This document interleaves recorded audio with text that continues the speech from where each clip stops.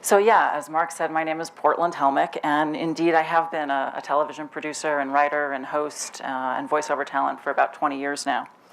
And for about a year and a half, I was immersed as the host and one of the producers on this podcast, Stranglers.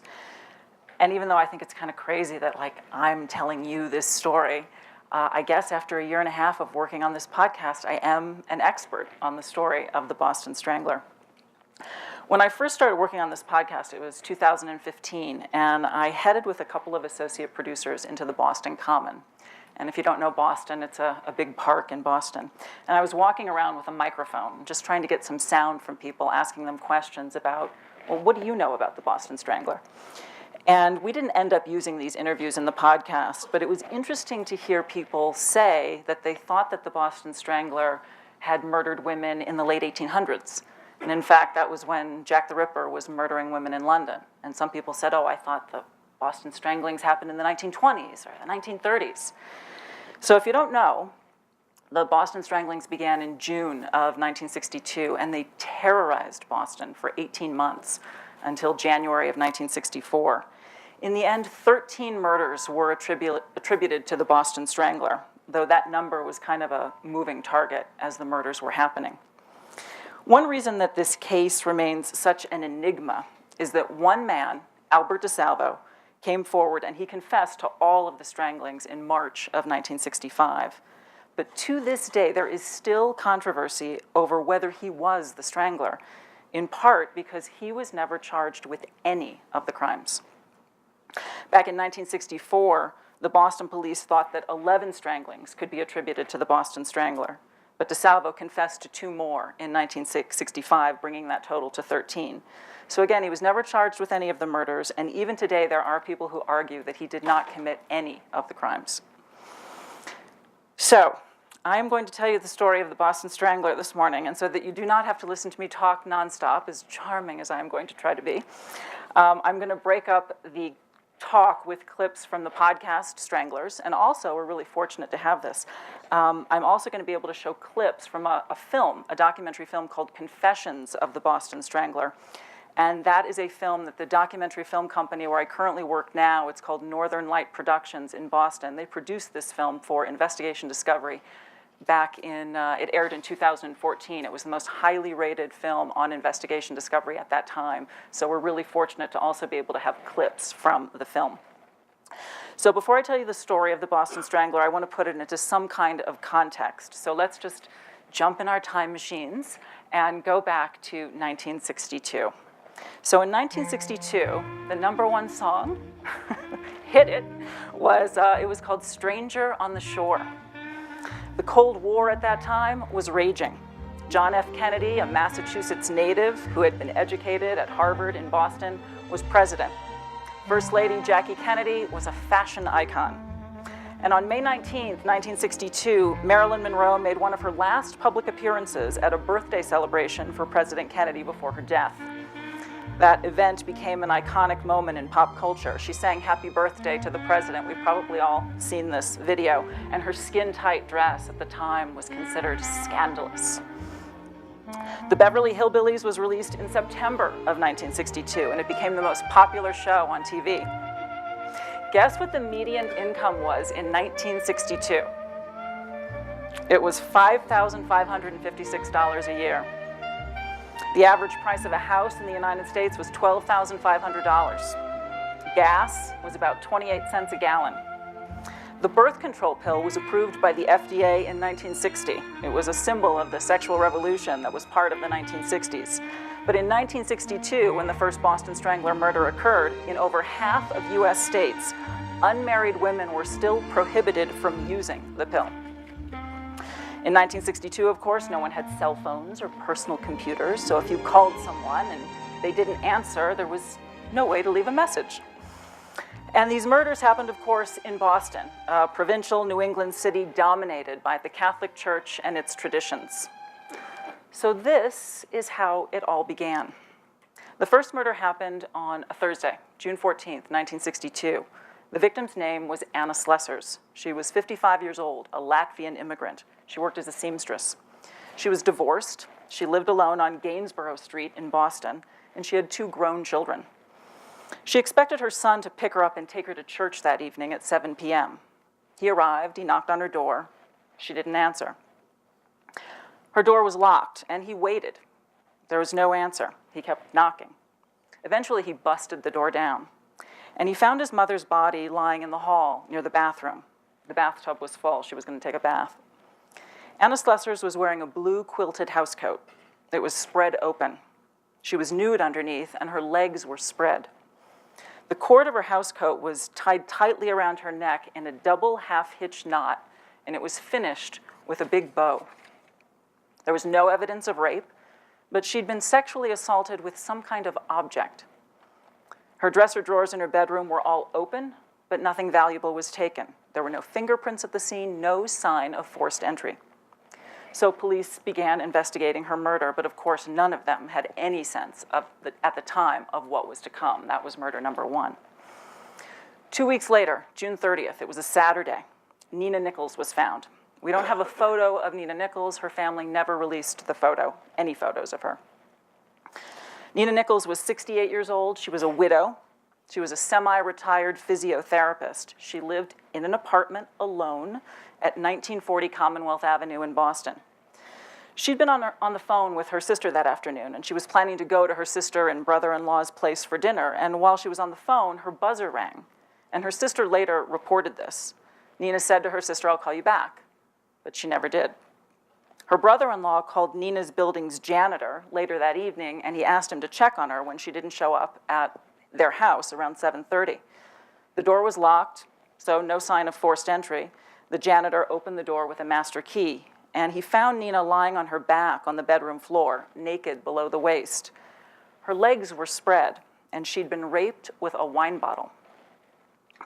Around her neck were 2 nylon stockings knotted so tightly under her chin that they cut into her flesh. The ends of her stockings were arranged in the shape of a bow. Her apartment had been ransacked. Her drawers were pulled open, clothes were strewn everywhere, but nothing had been taken. There were no fingerprints.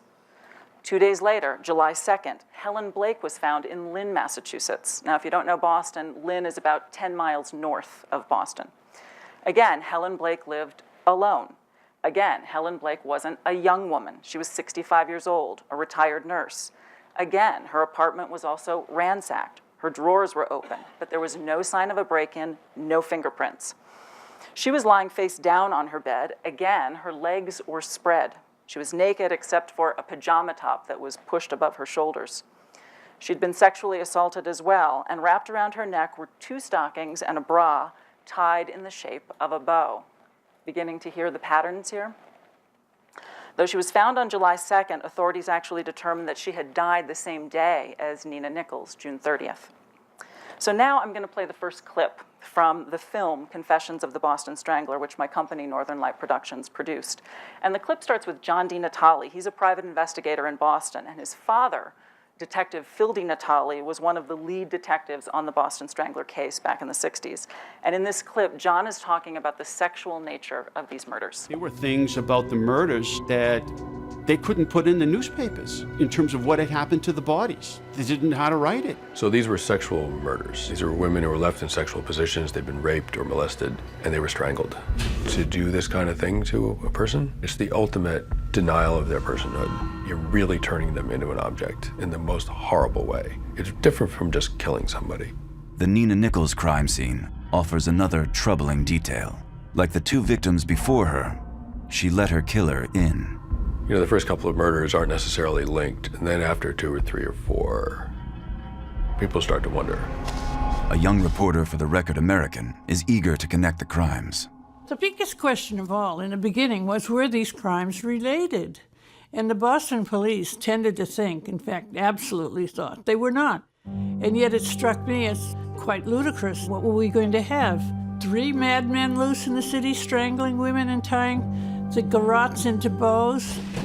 I went to Jack McLean, who was the managing editor at the Record American, and I said, why don't I look into these?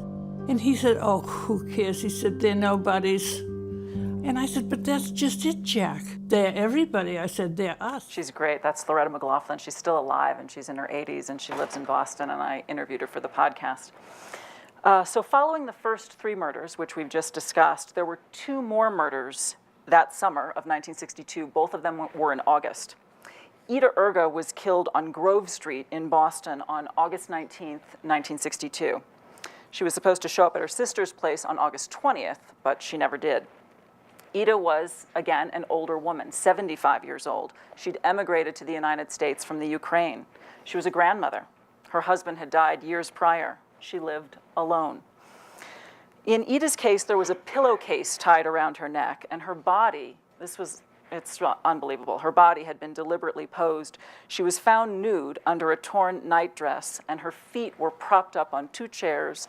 There was a pillow underneath her buttocks, and it was a clear attempt to degrade and shock whoever found her body because she was placed with her legs spread facing the door, so that whoever entered would see that sight upon entry. Now, this killing fit the pattern of the 3 that came before. There was evidence of sexual assault. There was no semen found at the crime scene, just like in the case of the others. Her apartment was locked. There was no sign of forced entry. Closets and drawers were open. The killer had taken nothing with him, though, and he had left nothing behind. In our podcast, Stranglers, we interviewed a man named Mark Safrick. He was in the FBI for 23 years. He served as 12 years as a senior profiler in the Behavioral Analysis Unit in Quantico, Virginia. He specialized in the homicides of elderly females. And in the podcast, I asked him to talk about the difficulty of investigating elderly homicides as it relates to motive. This is from. But when you get the rape and murder of an elderly woman, you typically don't have the things to work with that you would normally have in a regular murder investigation. That is witnesses, motives of financial gain or jealousy or boyfriends or husbands, because a large percentage of these women are widowed. So the typical investigative avenues are not the ones that you would find here. Safrick found that in the sexual murders of elderly women, police often looked to sex offenders in the area. But Safrick's research indicates that those who are guilty of these kinds of murders usually don't have a previous record of sexual assault. We have 80% plus of these offenders that do not have that in their background. So although most law enforcement agencies turn to that avenue of investigation first, I generally recommend utilize your resources and manpower in areas that are likely to generate suspect information, and that's not one of them. Remember, Mark Safrick was doing this research over the last couple of decades. In the 1960s, this research didn't exist. So Boston police did precisely the thing Safrick says not to do. We've interrogated or interviewed over 2,500 sex offenders who have been released from mental hospitals and jails and institutions. So this anecdote also sort of dates the story, but police actually rounded up gay men and gay women who had any kind of suspicious background, thinking that perhaps maybe a homosexual man or a homosexual woman had done this. They even rounded up priests and nuns, thinking maybe that one of them had gone off the deep end. The police didn't know what to make of this. The public didn't know what to make of this. This was the first real serial killer case in American history. The fear in the city was growing with each murder, as you can imagine. Locksmiths were selling out of locks. Women were doing anything to protect themselves. They were sleeping with ski poles for protection. They were placing empty liquor bottles in front of their apartment doors as makeshift alarms. Pounds were selling out of dogs. Women were training them to attack. And with each additional victim, the panic grew and the public wanted answers. Some of the questions were, why were the police unable to solve these crimes with practically the entire police force on the manhunt? How was the killer getting into these women's homes? Why was there so little physical evidence left behind? And how did the killer or killers select these victims? And was there one killer, or was there more than one? Loretta McLaughlin, the reporter for the Record American newspaper, believed, as you heard in that clip, that there was just one killer. But many on the Boston PD thought that they were looking for more than one killer. Here's John Donovan, chief of homicide for the Boston PD. Well, the fact that some were strangled with silk stockings, some were strangled manually, and some strangled with ligature other than silk stocking tends to show that the acts or the crimes were committed by more than one person. That was the opinion at the time of the Boston PD. The fifth woman who was murdered in 10 weeks was found on August 30th, 1962. 67-year-old Jane Sullivan was found in her apartment in Dorchester. Dorchester is a part of Boston. Jane was a nurse. She lived alone. She'd been dead more than a week. The time of death was estimated to be August 20th, which means that she was murdered in the same 24-hour period as Ida Urga, victim number 4. Jane was found half-kneeling, face down in the bathtub. Her face and arms were submerged in water, and her buttocks were exposed. Her underwear was around her ankles, and she was strangled with 2 of her nylon stockings. She seemed to have been sexually assaulted, but her body was so decomposed that it was hard to tell. There were no signs of forced entry into her apartment. Nothing was taken. So this is important to mention.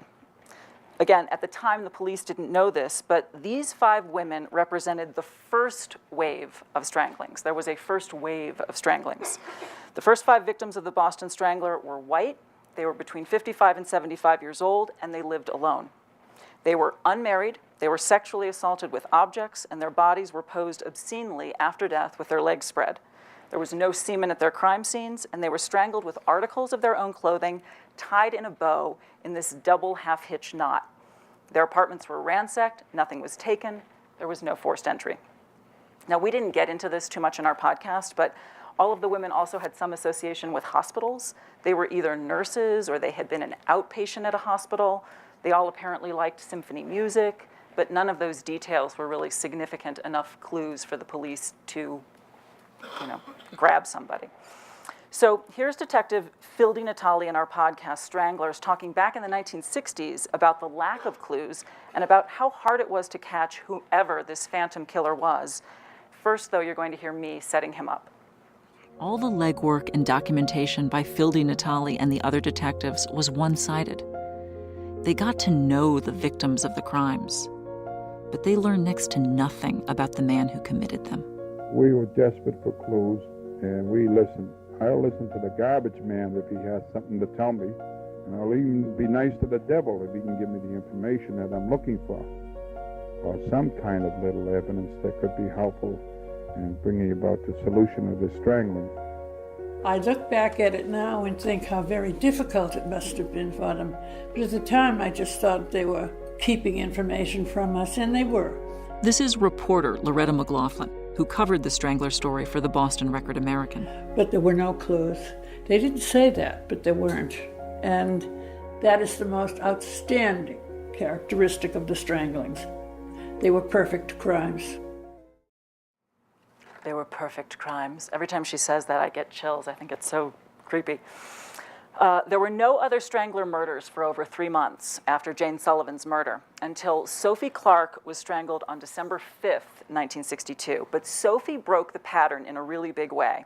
Here's the story told in Confessions of the Boston Strangler. Sophie Clark was the 6th victim and the first young woman.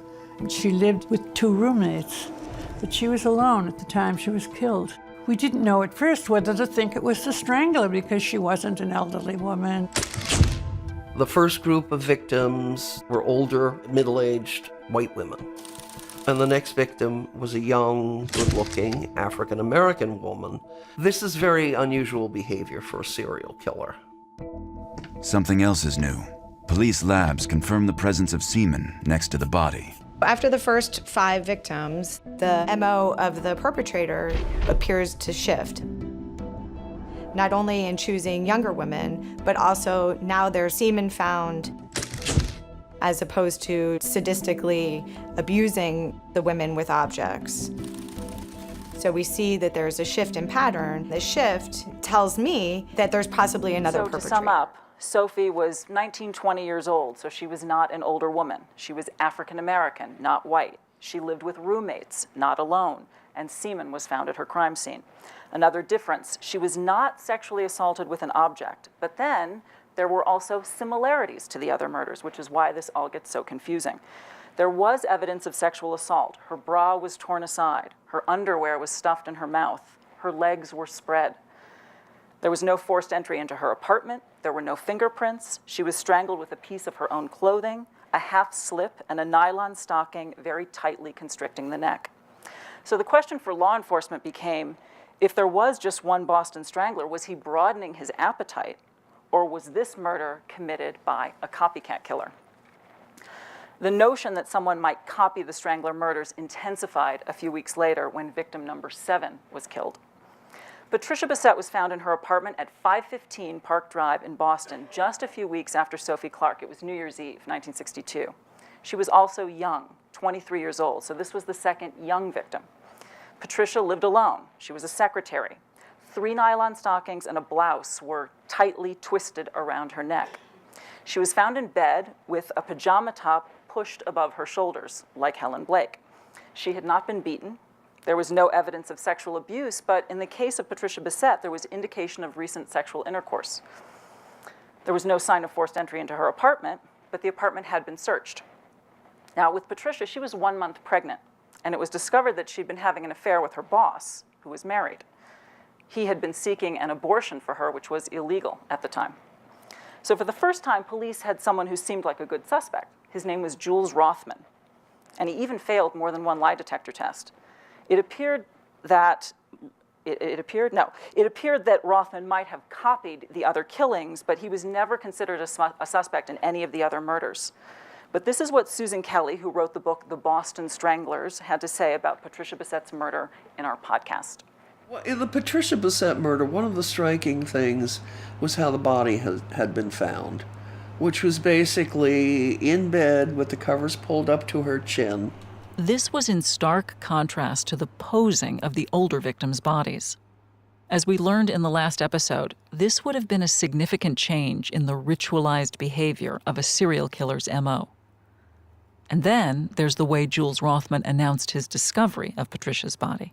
The first thing that Patricia's boss said when he brought people to the crime scene was, "Oh my God, she's been strangled." Unfortunately, you could not see that she had been strangled just by looking at her, because she was lying in bed and the covers were pulled up to her chin. Again, just as if she had been tucked into bed by a lover and was lying peacefully asleep.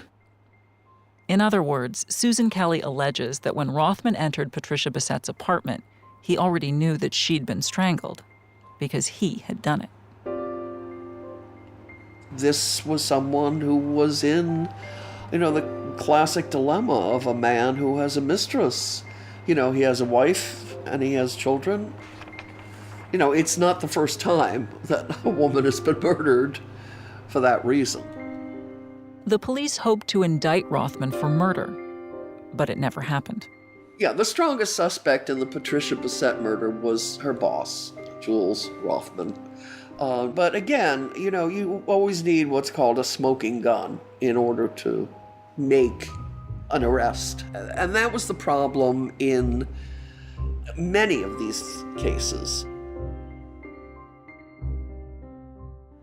So while we were working on the podcast Stranglers and feeling like Jules Rothman must have killed Patricia Bissett, John D. Natale told us about a woman who had contacted him a few years back named Adele Roof. And again, John D. Natale is the son of Detective Phil D. Natale.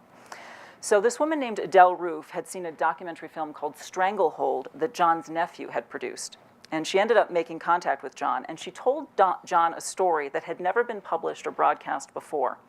And it's a story that adds some weight to the notion that Albert DeSalvo, who confessed to all of the murders in 1965, but who many believe falsely confessed because he was looking for money and notoriety, it gives some weight to this notion that Albert DeSalvo may have actually killed Patricia Bissett. In the summer of 1962, when the first 5 stranglings of older women were happening, and I think at this time just the first 3 stranglings had happened, no young women had yet been strangled, Adele Roof was a 20-year-old college student at Boston University. She was taking a course in abnormal psychology that summer, and she was living, guess where? 515 Park Drive in Boston. She was living in the exact same ground-level apartment that Patricia Bissett had moved into and was living in a few months later, in December of 1962, when she was murdered. So Adele told us this story about a man with a greased-back pompadour hairstyle and a big nose who had stopped her on the street and asked if he could help her carry her groceries. And she turned him down, but she ran into him a couple of more times on the street. And he told her he was a scout for a modeling agency. And he showed her a card. And he said that there were these beautiful gowns, and she would just look so perfect in them. And he asked if she would be willing to be photographed. And he said the pay was really, really good. And they talked about it, and she either told him where she lived, or maybe he followed her home. She doesn't really remember that part, but a few weeks later, she was at home one morning, and she heard a knock on her door. And she basically just said, "Come on in." And I was like, "Really?" You said, "Come on in." And she said, "Well, you know, this is the 1960s. It was a college town, and people were casual about inviting other people in." So in our podcast, Adele describes what happened next. I'm sitting on the couch. He's there at the door. He opens it. He pretty much stands at the door. And I do not recall feeling afraid. And he said, "I just thought I would come by and talk to you a little bit more about this possibility of you being the model for this photography agency." And I said, "Oh, okay, great. Love to hear more about it." At some point, he said to me, "But we only have certain sizes of gowns, and I would need to measure you to find out if you could fit into those gowns." And I said, "Okay, no problem." So we both ended up in the middle of the living room. He gets down on his knees in front of me. In my mind, I see him kneeling on one knee, looking up at me, and he puts his two thumbs together and spreads his fingers wide as if they could wrap around my waist or my hips.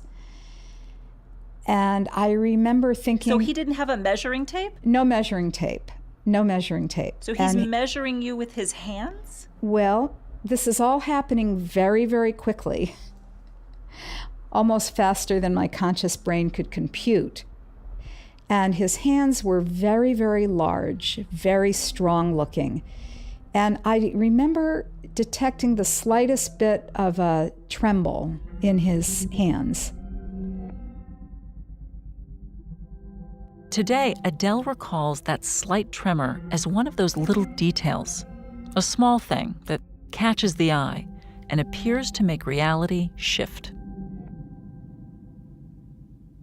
And I said at that moment, "You know, my roommates have just come back from the night shift, they're nurses, and let's just do this outside because I don't want to do anything in here that would disturb them."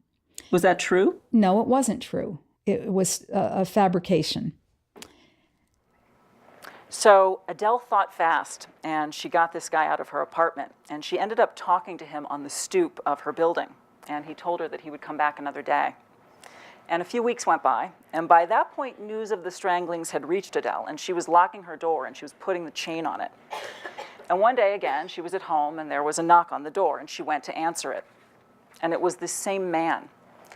And she opened it, you know, with the chain there on the door, and he was standing outside her door masturbating.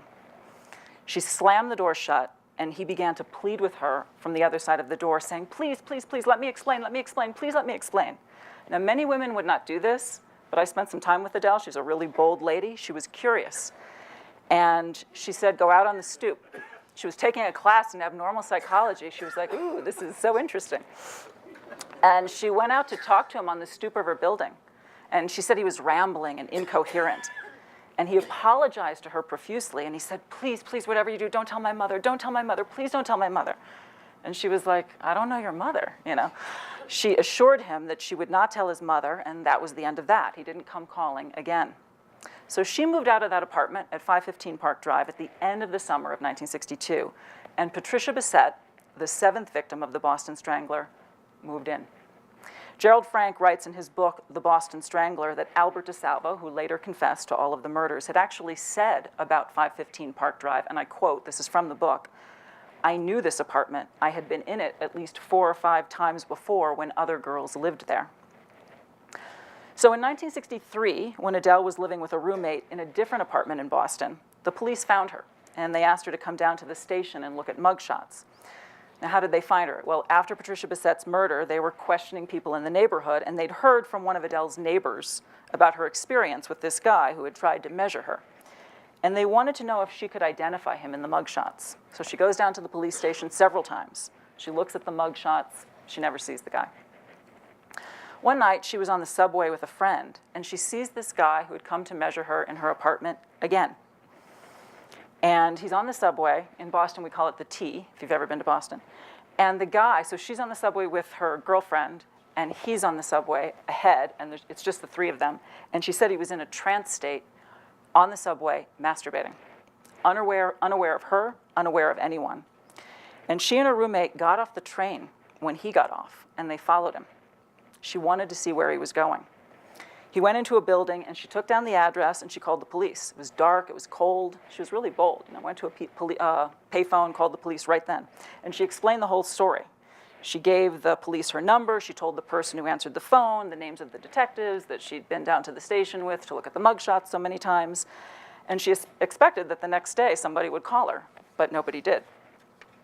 So some time went by, and she couldn't remember how much, maybe like a week or so, and one of the detectives that she'd been working with finally did call her. And when he called her, it was to ask her to come down to the station again and look at more mugshots. And she said, "You didn't get my message?" And he said, and then she told him what had happened. And he said, "Oh, we get so many leads. We can't possibly follow them all." Well, at that point, 7 women had been killed. And so it's hard not to wonder what might have happened. Might 6 lives have been saved if police had followed that lead? So now I'd like to move forward a few weeks to a month in March of 1963. Now, we didn't get into this story in our podcast, but when I was working on putting this together, I just thought, this story is so interesting, I want to share it too. So in March of 1963, and only a piece of this was actually touched on in the film, Confessions of the Boston Strangler. This is about another murder, and it's not considered one of the Boston Stranglings, but it's hard not to wonder. The clip begins with Sebastian Younger, who wrote a book called A Death in Belmont. 6 months old, my parents hired a crew to build an addition to the house, and one of the workers was named Al, and he showed up early one morning, unannounced, unexpected, after my father had gone to work. It was just me and my mother at home. And he really wasn't supposed to be there. The job hadn't started yet, and he went in through the bulkhead, and my mother thought, oh, he's just bringing tools or something before the job starts. I heard a man coming in from the bulkhead and running down into the basement and yelling up to me, Mrs. Younger, come down. I opened the door to the basement, and Al was standing down there, and he said, Mrs. Younger, your washing machine isn't working. Mrs. Younger. And he was looking at me in the most terrifying way. It was like his eyes were pulling me down those steps, like he was almost insane. He was trying to get me down there. And I just slammed the door. And I ran to the window and saw him run out, and he disappeared. I have never been so frightened. Despite her scare, when the workmen returned the next day, Al DeSalvo was so friendly, all was forgotten and the job continued. He came out one morning and said, I would just want a photograph of the 3 of you. I sat on the bench with Sebastian in my lap. Al was right behind me. It was me, Al, and my mom, and this old guy sort of off to the side, old Mr. Wiggins. It looked like a family portrait, except it wasn't. And this hand that very possibly killed a lot of people was like right on Al's chest, right behind my mother's head. So that man, named Albert DeSalvo, he did end up working with the crew on Ellen Younger's house, as she said, in Belmont, Massachusetts, a suburb of Boston. And on March 11th, 1963, when DeSalvo was finishing up the painting on the addition to the Younger's house in Belmont, a man named Israel Goldberg came home in the afternoon, and he found his 63-year-old wife, Bessie, strangled on the living room floor of their Belmont house with one of her stockings. She'd been raped. Now, in his book, A Death in Belmont, Sebastian Younger tells the story. Now, he was just a baby at the time. His mother, Ellen, had dropped him off at a babysitter's, and she'd gone to do some errands. And when she came back home with Sebastian in the afternoon, the babysitter called her, and she said, "Lock up the house. The Boston Strangler just killed somebody in Belmont." And Mrs. Younger rushed to tell her handyman, Albert DeSalvo, the news. And he shook his head, and he remarked how absolutely terrible it was. But in the case of Bessie Goldberg, somebody was caught the very next day. On March 12th, an African-American man named Roy Smith, he was a handyman and he was an ex-convict that Mrs. Goldberg had hired to clean her house, he was arrested. And he was later tried and he was convicted of the murder of Bessie Goldberg, all while maintaining his innocence. So police obviously looked into this guy, Roy Smith, and they wanted to see if he might have any connection to any of the other murders. And they found that he had been incarcerated from April to September of 1962. So he couldn't have killed the first 5 women, the older victims. But there was no evidence tying him to any of the other murders either. And again, this murder isn't considered to be one of the Boston Stranglings, but there are those who have questions and those who have doubts, because Albert DeSalvo was working in Belmont on Ellen Younger's house the very day that Bessie Goldberg was murdered in Belmont, not very far away. And Ellen Younger was away from her house, so she was unable to know if DeSalvo was there or if he was somewhere else when the murder of Bessie Goldberg happened. I just wanted to tell you that little story. So that was March of 1963. So now let's go forward a little bit more, May of 1963. The next murder that the police attributed to the Boston Strangler was that of Beverly Samons. But this one broke the pattern too. I mean, these murders were so confusing because they were so similar, but in some ways they were different in some significant ways, and this one was different in a significant way. This is from the film Confessions of the Boston Strangler. May 8th, 1963. After 5 months of respite, victim number 8 holds another novel horror. For the first time, the murder scene is soaked in blood. Beverly Samons was stabbed 21 times with her own kitchen knife. The 23-year-old opera singer suffered 4 wounds to the throat and 17 more in a bullseye pattern around her left breast. The level of carnage is shocking, even for the Strangler. But his signatures pervade the scene. Once again, police struggle with the shift in pattern. Are they looking for several perpetrators, or just one? Police were limited. If they didn't have surveillance tapes, they didn't have eyewitnesses, they didn't have a lot of the tools we have now. Certain kinds of predators may have a particular kind of victim, they may use a particular technique, but that doesn't mean that everything they do is a carbon copy of the other thing. For law enforcement, this kind of predator is your worst public safety nightmare. So Beverly was another young victim, right? So there was Sophie Clark. She was killed in December. Patricia Bissett, killed in December of 1962. Beverly Samons, this woman, killed in May of 1963. Beverly was getting her master's at Boston University. She'd worked as a rehabilitation counselor at a hospital, and she was planning to try out for the Met in New York. She was an opera singer, and she was found when she didn't show up for rehearsal one morning. So again, there was that sort of hospital music connection, but it's a vague kind of connection. So I know these murders are beginning to sound repetitive, but Beverly's murder broke the pattern, again, in some ways, because while she was found nude with her legs spread and while she was strangled with 2 nylon stockings and a white scarf, her death was the result of a stabbing. The stockings and the scarf were more of a decoration. She had not been raped or sexually assaulted with an object, like the older women were. So again, like the film said, the question was there one killer whose MO in terms of victim selection and murder weapon was changing, or were there 2 killers, one copying the work of another, or were there even more than that? So when we had this little glitch earlier this morning, I was talking, I think, a little bit to you about why we made this podcast. We made the podcast Stranglers in large part because of the 5th episode. And we called this episode the Gotham Strangler. When Northern Light Productions was working on the film Confessions of the Boston Strangler, an associate producer that I work with, whose name means nothing to you, but in case he's watching this, his name is Taylor DeWicki. He uncovered this story about Charles Terry. And Charles Terry was a man whose name had historically had no connection with the Boston Strangler case, except that he was briefly a suspect in the stranglings of the older women back in 1963. Because of time, the story about Charles Terry was dropped from the film, but we told it in the podcast. So this is what happened. May of 1963, New York City, not Boston. A 62-year-old woman named Zenobia Clegg was found dead in a Times Square hotel room. She'd been strangled with an article of her own clothing tied in a bow. Her hotel room was ransacked. There was no semen at the crime scene, and she'd been raped with a bottle of liquor. Her body was posed after death. Now, her legs were not spread open. Her legs were actually crossed. But a pair was placed next to one leg, kind of like a still life, minus the life. And Detective Tom Cavanaugh, who was so well respected for his police work that he was the inspiration for the television character Kojak. You probably, I'm sure many of you remember that TV show Kojak with Telly Savalas.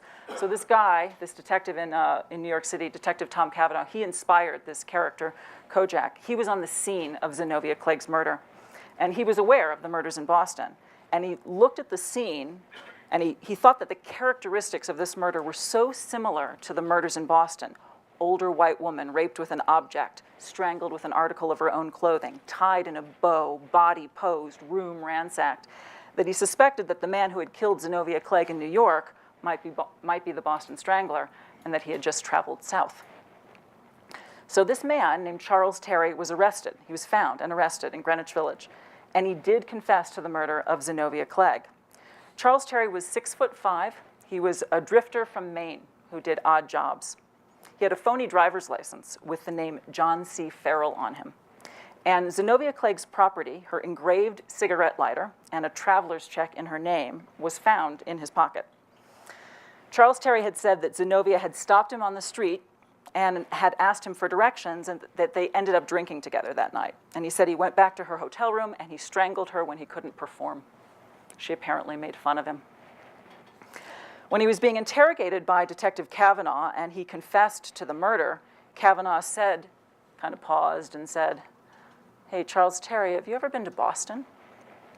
And apparently he got a little fidgety, really quickly denied it. And in the middle of the interrogation, Charles Terry, in the middle of the interrogation of Charles Terry, Detective Cavanaugh got a call from someone in the district attorney's office. And he was told to halt his questioning until a stenographer could come down with an assistant district attorney. And the assistant DA took over the questioning and ultimately never asked Charles Terry anything about the Boston murders. So Detective Cavanaugh couldn't continue to interrogate Charles Terry, but he called the Boston PD. And he said, "You might want to come down here. We've got a strangler here, and I think you might want to talk to him." So Lieutenant John Donovan, and you saw the clip of him, he was the one that was saying that he thought that there were, different murderers because some were strangled with a scarf and some were strangled manually, et cetera. So Lieutenant John Donovan, the head of the homicide squad, came down to New York in person. And the New York Daily News even printed an article at the time entitled, "Boston Cops Eye Strangler Here as Man They Want." The article said, and I quote, "A 6'5" confessed strangler of a 62-year-old divorcee here exactly matches the Boston Strangler in 7 critical points." The article also said that Terry was a suspect in at least 4 of the Boston Strangler cases. But Charles Terry refused to speak to Lieutenant John Donovan and his detectives, and ultimately they ended up going home empty-handed. So here's a clip from our podcast in which we talk about what Detective Tom Cavanaugh did next to determine whether Charles Terry might have been the original Boston Strangler. You're going to hear the voice of his son here, retired public prosecutor Brian Cavanaugh. But first, you'll hear my voice. But Tom Cavanaugh was a bulldog. He wasn't about to let this go. So he sent 2 of his NYPD detectives up to Boston, just to see if they could place Terry in the city. First, they found that Terry's grandmother lived in Boston. But Cavanaugh's detectives found something even more damning. They tracked Terry to 2 places in Boston. He apparently had come down on weekends from Maine in June of 1962, stayed in a Bostonian hotel, and later in August stayed in a rooming house on Myrtle Street. How did they find that information?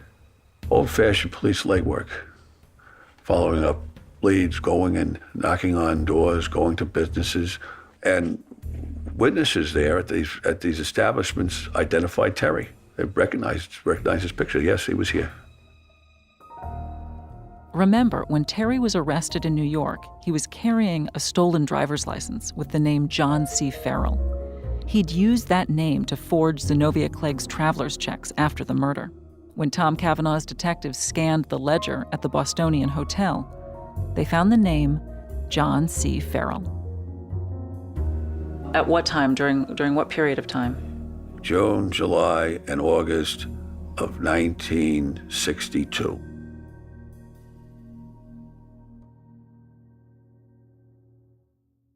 The information suggests that Charles Terry was in Boston at the right time, the summer of '62, when the first 5 older women were murdered. Tom Cavanaugh took this to the Boston PD and urged them to keep investigating Terry. According to Brian, they weren't interested. They did their best to motivate the Boston police into following up on Charles Terry, but they struck out.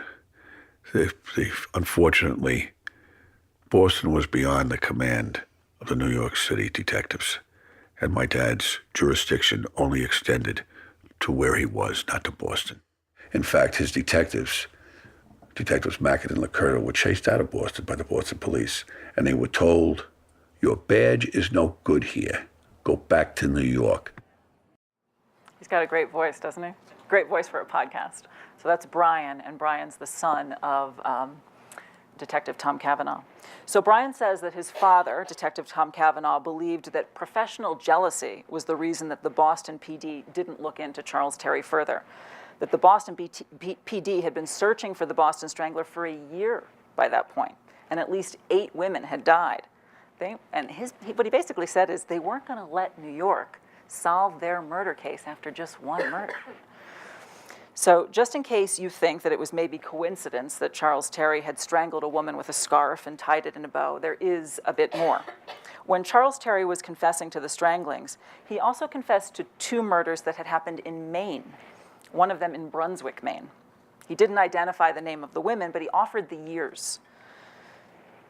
One of the murders had happened in 1951. Now, the only unsolved murder that happened that year in Brunswick was the murder of a woman named Shirley Coolin. She was 24 years old, and she was murdered on Charles Terry's 21st birthday. The Lewiston Daily Sun reported back then, and I quote, this is from the paper, "Shirley had been strangled with a scarf that was wound around her neck 3 times and knotted tightly. Police were also trying to discover the importance of 3 iris leaves, which had been left on her body, pointing towards her face." So in effect, her body was kind of posed. So we asked the question in our podcast, is it possible that Charles Terry was the original Boston Strangler? Now, Mark Safrick, the profiler for the FBI, said he didn't know for sure, of course, but he said that the first 5 Boston Strangler murders seemed to be committed by a serial offender, especially because they were committed so close together, June and August of 1962, and because of the insertion of objects, which is unusual. He said it would be highly unlikely, in his experience, for a sexual murderer of elderly women to change targets both in race and age to a much younger victim. He said that he had never seen it. In case you're wondering about Charles Terry, what's he up to today? He died in prison in 1981. He was serving a life sentence for the murder of Zenobia Clegg. But Detective Tom Cavanaugh believed that back in 1963, he had had the original Boston Strangler in his grasp. He believed that the original Boston Strangler was Charles Terry and that he had killed the older women, the 5 older women who were murdered in 1962. Charles Terry was never arrested for any of the Boston murders, and Detective Cavanaugh believed, as I said, that it was ultimately because of territorialism and professional jealousy among the Boston PD. When we told the story of the Boston Strangler in our podcast, we paused after the 5th episode, and we went back in time a bit to before the stranglings began. You have to it's always sort of hard to figure out how best to tell these stories, but that's sort of what seemed to make sense at the time. And so I'm going to do that here in telling the story to you today as well. So we're going to go backward in time right now to before the stranglings began, to 1960. While we were working on the podcast, we found a Canadian woman named Carol, she didn't want to give her last name, who was living with her sister in Cambridge back in 1960. Carol worked as a nurse, and her sister was a secretary at MIT.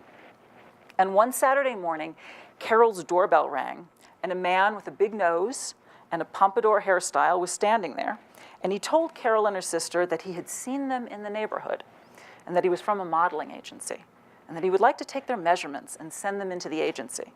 And Carol and her sister laughed and they said, no, we have jobs. No, no, thank you. And the man went away. And then in our podcast, Carol tells the next part of the story. Then on the following Monday, 2 days later, after my sister had gone to work, someone knocked at the door. And I didn't open it because it was 8 o'clock in the morning.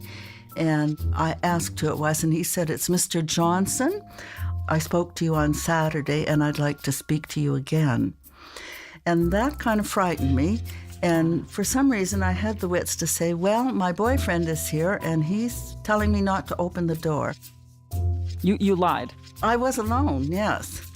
I guess I thought that he wouldn't be interested in coming in if there was another male present. And he said, okay, and away he went.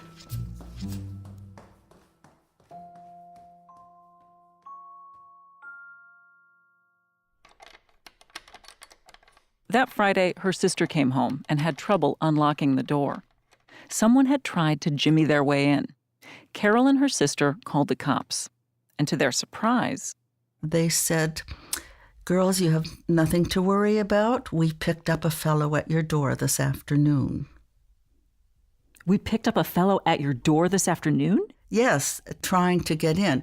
And they said to him, what number are you looking for, sir? At which point he ran into the backyard. And when he got into the backyard, he couldn't get out because there was a big fence. The police fired a warning shot. And so they were able to arrest him. And they said that he told them he wanted to see us, and he would wanted to get into the apartment and wait until we came home. That's creepy, right? Wait until we came home. So Carol and her sister went down to the police station, and they identified the man who did not deny what he had done. It turned out that several other women had reported similar encounters. This man would show up at women's doors, very polite, very charming. He'd talk his way in. He'd say he was a modeling scout and that the woman was so beautiful, and he just would like to take her measurements. And some women reported that he had charmed them enough that they had even had sex with him consensually. The police called this guy the Measuring Man. There was a trial on May 3rd, 1961, over a year before the stranglings began in June of 1962. Carol, who you just heard, testified along with other women. The man was found guilty on 8 counts of breaking and entering, but he was found not guilty of lascivious acts. He was sentenced to 2 years in prison, which meant that he wouldn't be back on the street until May of 1963. Now that's almost a year after the strangling started. And that discrepancy is going to become important later, which is why I'm mentioning it now. The Measuring Man's name was Albert DeSalvo. Now, the last woman that I mentioned who was killed in Boston was Beverly Sammons in May of 1963. At the time, more than 2,000 agents and detectives were searching for the Boston Strangler. But one thing that compounded the difficulty of finding the killer or killers was that the murders had happened in different jurisdictions, in Boston, in Cambridge, and in Lynn, and the different police jurisdictions weren't accustomed to communicating with each other or to sharing evidence. The next murder occurred on September 8th, 1963. This woman was 58-year-old Evelyn Corbin. So here we have an older woman again, some younger women and now an older woman. But Evelyn looked very young. She was found in her home in Salem, Massachusetts. Salem is about 20 miles north of Boston. She was divorced. She lived alone. She was discovered on her bed with one leg dangling to the side. She'd been strangled with 2 of her own stockings. A third was wrapped around her ankle. Her nightgown was torn, and her pubic area was partially exposed. There was no semen found in her vagina, but there was semen found in her mouth. 2.5 months passed. On November 23rd, 1963, one day after President Kennedy was assassinated, 23-year-old Joanne Graff was found in Lawrence, Massachusetts, about 30 miles north of Boston. Aside from an opened blouse, she was naked. She was lying on her bed with 2 nylon stockings and the leg of a leotard wrapped around her neck. She had been raped, and semen was found in her vagina. And then finally, in January of 1964, what some would say was the worst of all the murders took place. This was the Strangler's youngest victim. She was just 19 years old. This is from the film Confessions of the Boston Strangler. Casey Sherman is an award-winning true crime writer. His obsession with the Strangler's 11th case is personal. The victim was his mother's sister. My Aunt Mary Sullivan was murdered on January 4th, 1964. Her body was found by her two roommates after they had just finished a long, hard day's work at Filing's basement in downtown Boston. It was a very cold evening, and when they got home that night, they opened the door and there was a light in the kitchen but no light in the bedroom. Yet they could see the silhouette of Mary's body sitting up on the bed. They thought she had been sleeping, and they called out her name once, Mary. And they called out her name several times, and she didn't answer. Finally, one of the roommates gathered up the courage to walk into the bedroom and turn on the light. And that's when they saw the horror. Mary had been strangled with 3 ligatures, 2 scarves and a nylon stocking, all wrapped very tightly around her neck. She had also been sexually assaulted with a broomstick, the handle of that stick protruding out of her body for all the world to see. And the killer showed that he had a macabre sense of humor, because he left a Happy New Year card placed by her left foot. Mary Sullivan's body, what was done, stunned a lot of people. A, her age. B, the manner in which her body was displayed, almost mocking the police. This was really the final straw in terms of, we've got a maniac on the loose here. Mary's face being put on the front page of the Boston Globe and newspapers all around the country. She was everybody's sister, she was everybody's daughter, she was everybody's best friend. And it really hit home with the public. And they wanted this killer, they wanted this madman off the streets. Tonight, Manhunt, the Boston Murders. This police car is patrolling an area of high crime incidents in the city of Boston. In this area occurred 2 of the stranglings which have baffled and stunned Boston and its suburbs. The murder of 19-year-old Mary Sullivan proves the breaking point for the state's political bosses. Ed Brooke was the African-American Attorney General of Massachusetts. He was a Republican. He was also vying for an open seat in the U.S. Senate. It was a tremendous gamble for Edward Brooke to take over the investigation of the Strangler murders, because if it backfired, it would be very bad for him politically. On the other hand, if the Strangler murders were solved, it would present him with a huge political advantage. The Attorney General at the time, Ed Brooke, said, because of the multiple jurisdictions, we are going to coordinate this to make sure we get at who did it. So Edward Brooke, the Attorney General of Massachusetts, took the unprecedented step of forming a task force. This was January of 1964, very soon after Mary Sullivan's murder. And to lead the task force, he appointed his friend, his law school buddy, and the Assistant Attorney General, John Bottomley. Now, John Bottomley wasn't considered a great choice by many because he was a real estate lawyer, not someone who had any background in criminal investigation or murder cases. Nevertheless, John Bottomley's first order of business was to bring all the various police departments under one tent.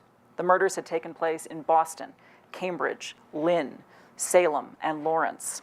The notes on those murders totaled nearly 40,000 pages. John Bottomley brought together a core group of the best detectives, the ones who had been on the Strangler crime scene since the beginning, detectives like Phil Natale. And the task force established a reward for information leading to the arrest of the Boston Strangler. They were trying everything to find the killer. They were consolidating information from the various police departments. They were offering reward money. They were feeding the information about the cases into a new piece of technology called a computer. The hotlines were taking anonymous tips. 400 new suspects were questioned. All of them were released. And they even brought in a psychic named Peter Herkos to see if he had any leads, but that didn't lead anywhere. So a whole year went by, and while there weren't any more stranglings committed by the signature Boston Strangler or a copycat strangler, the police still, after a year, had no substantive leads. Now, even though there weren't any more signature Boston Stranglings, there were certainly rapes. And these rapes were committed in a kind of signature style. This is from the film Confessions of the Boston Strangler. Like the Strangler, the attacker enters without force. He subdues his victims, violates them at knife point, and leaves. Then, on October 27, 1964, a woman from Cambridge describes her attacker's face and his green work clothes. Operator. Yes, I need the police. I want to report an assault. He becomes known as the Green Man, and his reach is wide. Massachusetts, New Hampshire, Rhode Island, Connecticut. Police finger Albert DeSalvo, a 33-year-old light construction worker living in the suburb of Malden. His rap sheet includes minor juvenile offenses, a series of breaking and entering charges, and later, arrests for fondling women in a perverse con. So the perverse con that they're referring to at the end of the clip is the measuring man. So when it comes to a timeline, it kind of goes like this. There was the measuring man who was knocking on women's doors saying that he was a modeling scout and telling them that he wanted to measure them around 1960 and 1961. Sometimes he would measure them and leave, and sometimes he would have consensual sex with them. Then the stranglings happened, beginning in June of 1962 through January of 1964. 13 women murdered in their homes. Whoever killed them seemed to have been let in because there was no sign of forced entry. And then, to make it all the more confusing, there was the Green Man who would show up at women's apartments dressed in green workman clothes later in 1964, saying that he was there to fix something. And he would often tie the women up and fondle them. Sometimes he would rape them at knife point. It's unclear how many crimes the Green Man committed, but the police eventually suspected the number of incidents to be well over 300. So I'm just stepping out of the storyline here, and we did this a lot in the office when we were working on the podcast, to say it sort of begs the question, would one person lecherously but harmlessly measure women in their apartments and then graduate to serial sexual murder and then de-escalate in violence and rape women but refrain from murdering them? Some say no, that doesn't happen. But others who believe that Albert DeSalvo was the one and only Boston Strangler say that Albert DeSalvo did not fit into any kind of box, that he cannot be classified. So back to 1964 and the Green Man crimes. One of the women who was tied up and fondled by Albert DeSalvo but not raped, she actually awoke to find him standing in her bedroom. In this case, there was evidence of forced entry. The door had been jimmied. She contacted the Cambridge police after he fled her apartment, and she described the man, and a sketch was made. And a detective thought the sketch resembled the measuring man who'd been arrested in 1961. And the police found this man living with his wife and 2 children in a suburb of Boston. His name was, can you guess? Albert DeSalvo. They put him in a lineup, and the woman identified him. DeSalvo was later arraigned on charges of breaking and entering with intent to commit a felony, unnatural and lascivious acts, and assault and battery by means of a dangerous weapon. He was sent to Massachusetts Correctional Institution at Bridgewater, a state facility for the sexually dangerous and the criminally insane, for observation. But he was never a suspect in any of the stranglings. And even the medical director there, Dr. Ames Roby, who eventually evaluated DeSalvo, didn't think that DeSalvo had the psychological makeup of a killer. And then, just a couple of months later, in January of 1965, Detective Phil DiNatale got a lead, a big lead. And this is from our podcast, Stranglers. We had a young girl who wrote to the head of security of Mass General. This is Friday, January 8th, 1965. This is John DiNatale reading from his dad's journal entry from the day he got this call. The chief of security called me to Mass General. He told me about a good suspect and gave me some information on one Albert H. DeSalvo of Malden. Albert H. DeSalvo, yes, that's what it is. An unknown nurse gave him the information. And this young girl said that Albert DeSalvo came to her apartment and told her that he was the Boston Strangler after he raped her and bound and gagged her and spread-eagled her. The same M.O. as some of the strangling victims, had silk stockings still tied around her ankle where they were tied to bedposts. This is the moment, the very first moment, that the name Albert DeSalvo got attached to the Boston Strangler. And the lead originated from a woman we still can't identify. She wanted to remain anonymous. And they tried day and night to figure out who she was because they wanted to interview her. They wanted more information, and they never got it. But at Think about, again, it's 1965. You know, a lot of women who were victims of sexual assault never reported it. As my dad said, she should have gotten the reward because she gave the information. She identified DeSalvo as a suspect.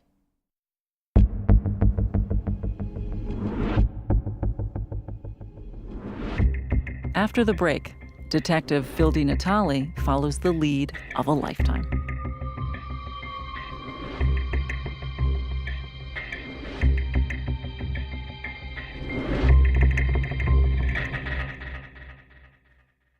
This was the first time that the name Albert DeSalvo had been associated with the Boston Strangler. It was January of 1965, 1 year after the last woman, Mary Sullivan, was murdered.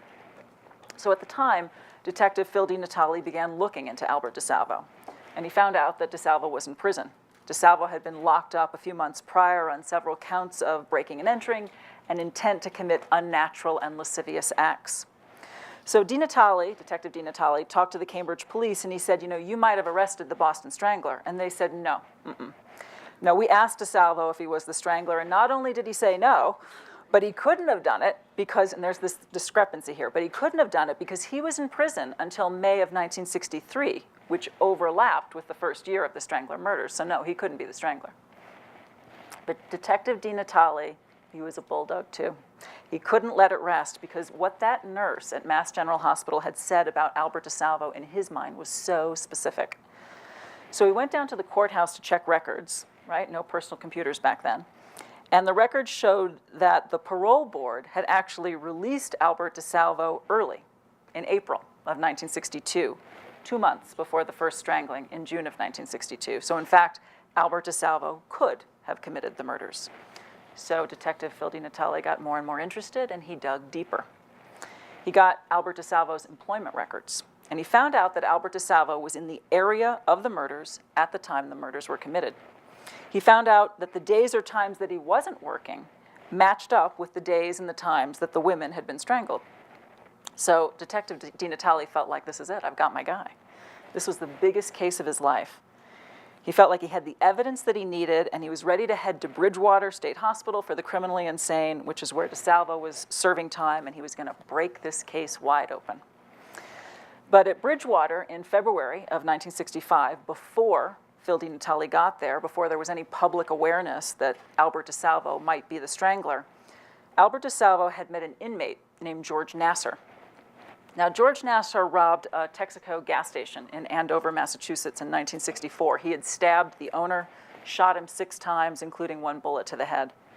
Nassar had a long rap sheet for assault and armed robbery. He's actually still alive today. He's 84 years old, and I met him. I actually went to Massachusetts Correctional Institution to meet him in December of last year, and I did not want to go. It was scary for me. I'd never been to a prison before. I was going to meet a convicted murderer. I mean, I really didn't want to do this, but it was part of the job. And when I met him, he was 84 years old. He was a frail man. He said that he had prostate cancer, and he'd been given something like 12 to 18 months to live. And when I met him, this is how he described his first meeting with Albert DeSalvo at Bridgewater back in 1965. His personality, he was intensely outward. He was mercurial, he was stressed, he was an egoist. When you say he was an egoist, what do you mean by that? Means he liked to talk about himself. What did he say? What he said is that he had robbed 13 banks and that he wanted to know if I could help him confess to those crimes. Nassar says he had a pretty good idea DeSalvo wasn't really talking about robberies. DeSalvo was taking his time, feeling Nassar out. Eventually, when he came around to tell me, he said, it's 13, it's the Boston Stranglers.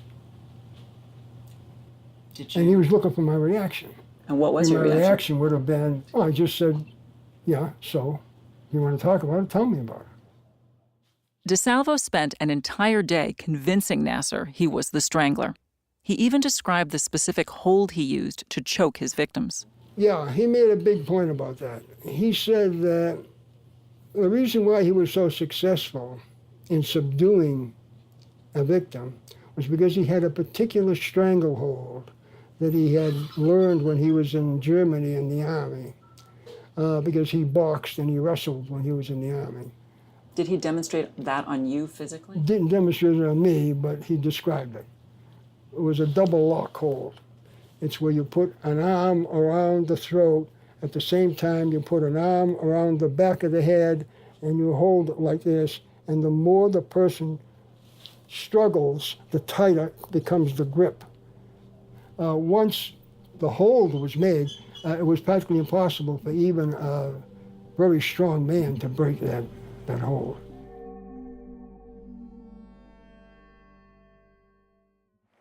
So George Nassar said to me that DeSalvo convinced him that he was the Strangler, and that DeSalvo had told Nassar that he wanted to know if Nassar could help him get an attorney and guide him in providing for his family based on the sensationalism of the case. Other prisoners who were at Bridgewater at the time said that they saw Nassar and DeSalvo talking together day after day for hours at a time. So the hypothesis among some is that Nassar may have committed some or all of the stranglings and was feeding the details of these murders to DeSalvo, who, if that's true, was memorizing a whole hell of a lot of facts. Nassar's attorney was F. Lee Bailey, the famous F. Lee Bailey who was part of the Dream Team for O.J. Simpson's defense, who defended Patty Hearst, and who represented Sam Shepard, the doctor who was accused of murdering his wife, and that became a film that you probably know called The Fugitive. Bailey was at Bridgewater on March 4th, 1965, to meet with George Nassar. And whether you're in the camp that says Nassar fed DeSalvo the details of these murders, or you're in the camp that says, no, Albert DeSalvo was the Strangler, this is what happened next. Nassar brings DeSalvo to the attention of his own lawyer, a gifted attorney making his name as Boston's unbeatable public defender, F. Lee Bailey. Bailey just happens to be in jail at Bridgewater to interview his client, George Nassar, somebody who's there for murder, and he says to the guard, bring DeSalvo in here. He's a witness in a case that I'm working on with George Nassar. He talks to DeSalvo. DeSalvo likes him. His primary interest was whether or not he could write a book and make some money to leave to his family. He knew that the charges pending against him for robbery and breaking and entering and rape from the Green Man indictment that was in Cambridge, Massachusetts, was going to prevent him with his record from ever getting out of prison again. What happens next will set the Boston Strangler case on a course of controversy for the next 50 years. He was trapped. He had nothing to lose.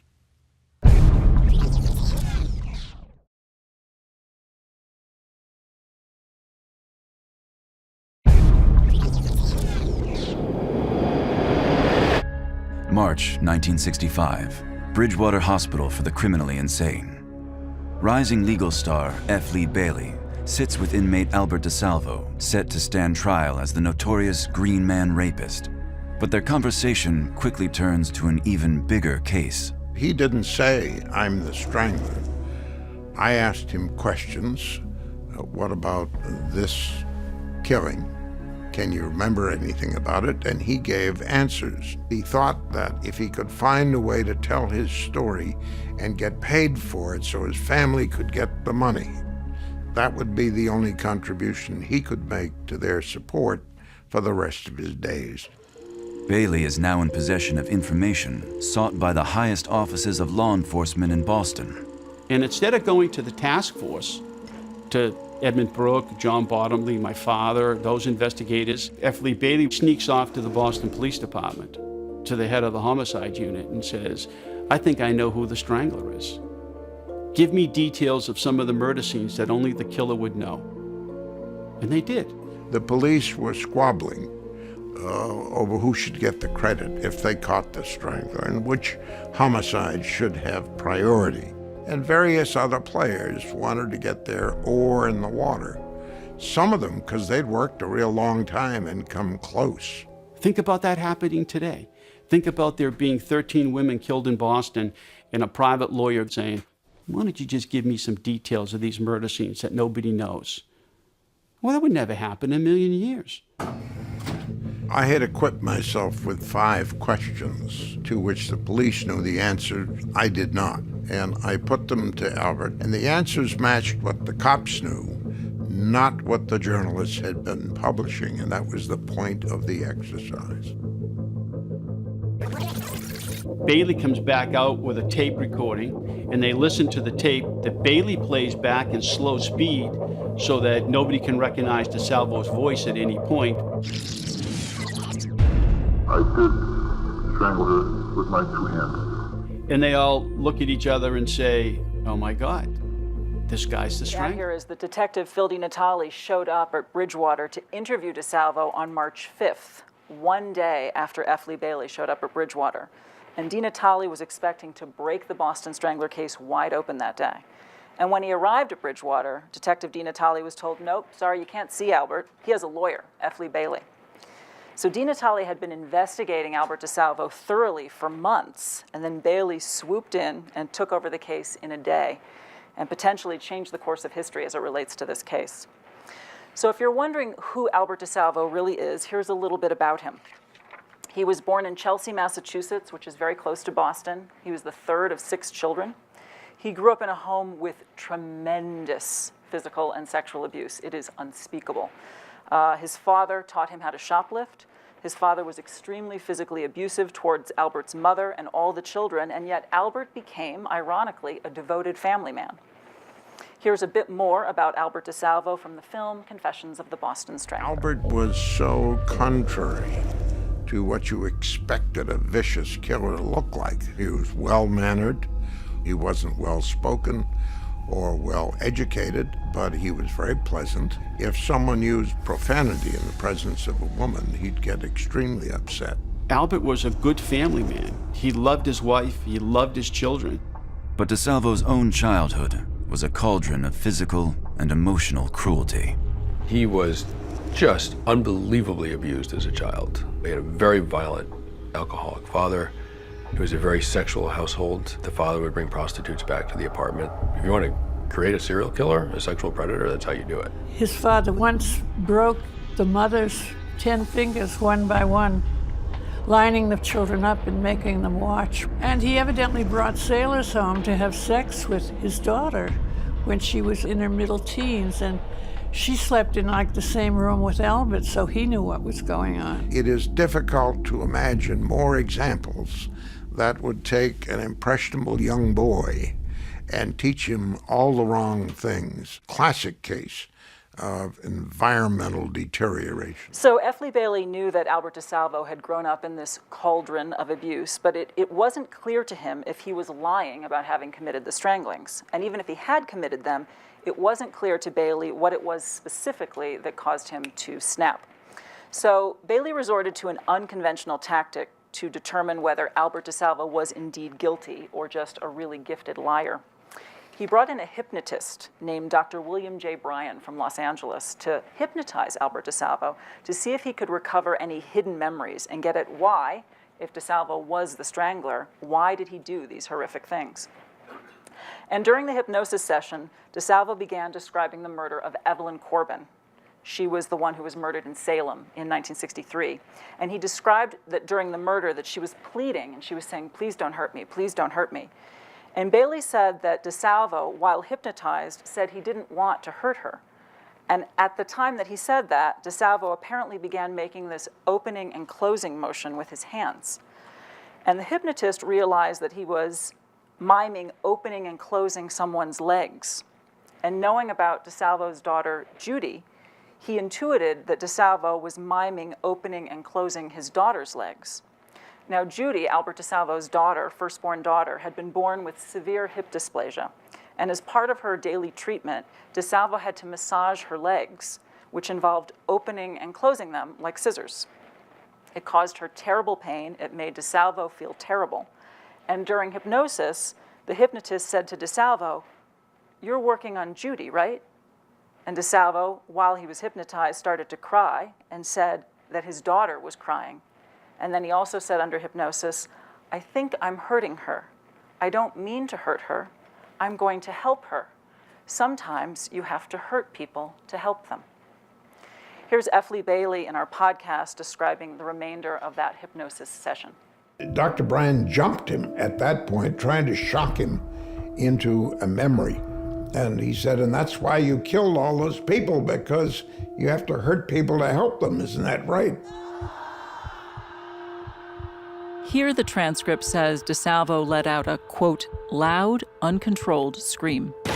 And DeSalvo came out of his chair and knocked Brian 12 feet across the room into a wall and had his hands on his throat before I could make a move. And Brian, who was pretty well trained, said, sleep. Sleep and relax.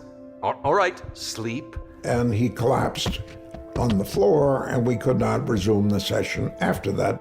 Relax deeper and deeper, deeper and deeper. I thought to myself, this is the stuff of novels and fiction. I had never seen anything like it before, and I have never seen anything like it since.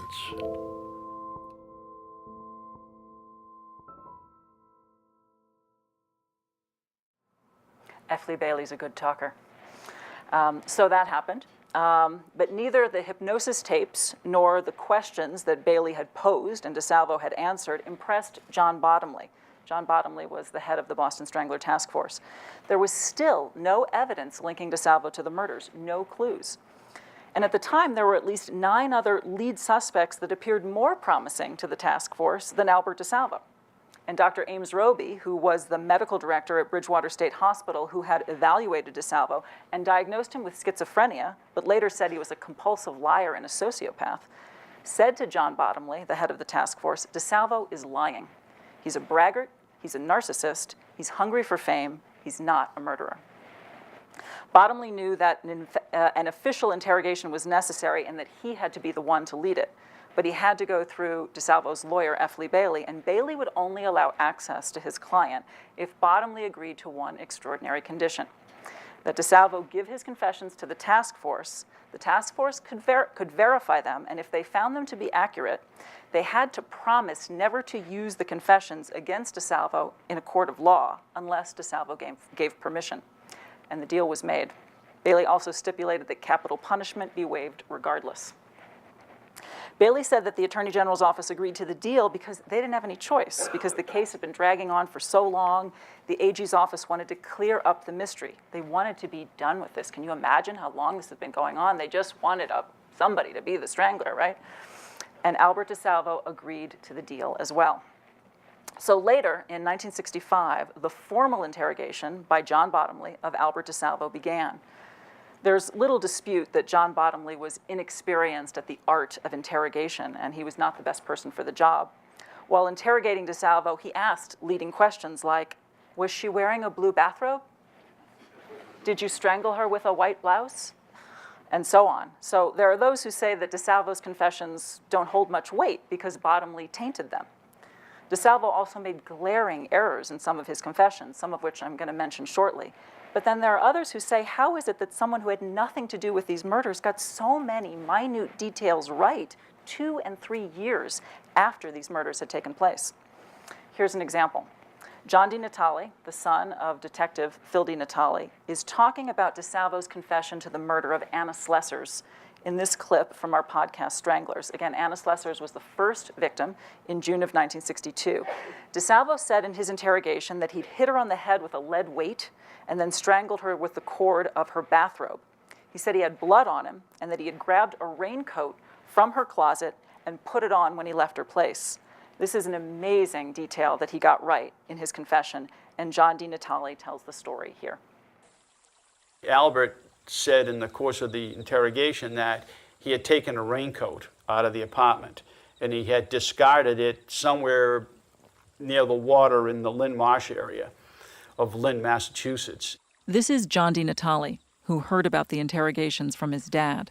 And not only did they go and walk like a mile and a half down through the shoreline there looking for it, some 3.5 years after the fact. That's how thorough they were. But then they called up the daughter and the son and said, describe your mother's raincoat. And according to my dad, Anna Slessers' daughter said, well, I go one better. I've got it. My mother bought 2 of the exact same style, one for her, one for me. So off they go, they run, they go get the raincoat, they bring it back, they get some exemplars that are very similar. In the interrogation room, Bottomley had placed the raincoat on a rack with other raincoats. And Albert walks over and he pulled one right up without any hesitation. He said, "This is the raincoat." George McGrath, DeSalvo's legal guardian. Bottomley said, "Well, don't be in too much of a hurry now." He said, "This is the one." As it turned out, they told me later, that was exactly true. He picked the right raincoat out of this whole rack.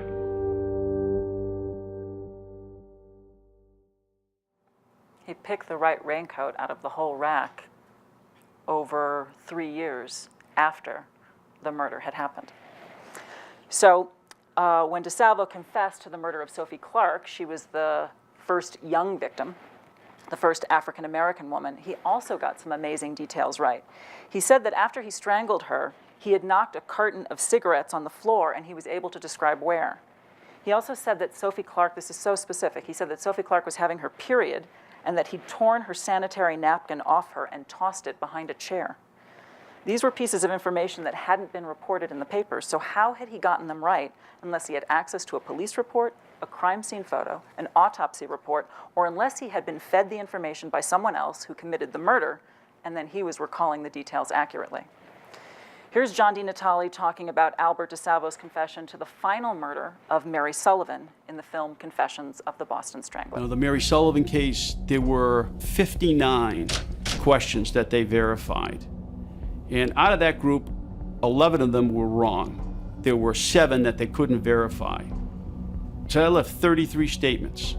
Those 33 correct statements, he had to have either had access to the police reports, to the crime scene photographs, to the autopsy reports, and he didn't. Lucky? I don't think so. So to be fair, there were cases apparently, though, when John Bottomley did show Albert DeSalvo crime scene photos before interrogating him. This didn't happen in the case of every murder, but it apparently did happen. When I interviewed John DiNatale, I said, isn't it possible that DeSalvo could have been fed all of this information? And he basically said, think about it. You would have to remember the minute details of 13 different murders. You'd have to remember what the woman was wearing, what her apartment looked like, how you murdered her, how you left the body, probably 50 to 100 facts of 13 different murders. He said, you couldn't convince me in a million years that anybody could do that. That's a good point.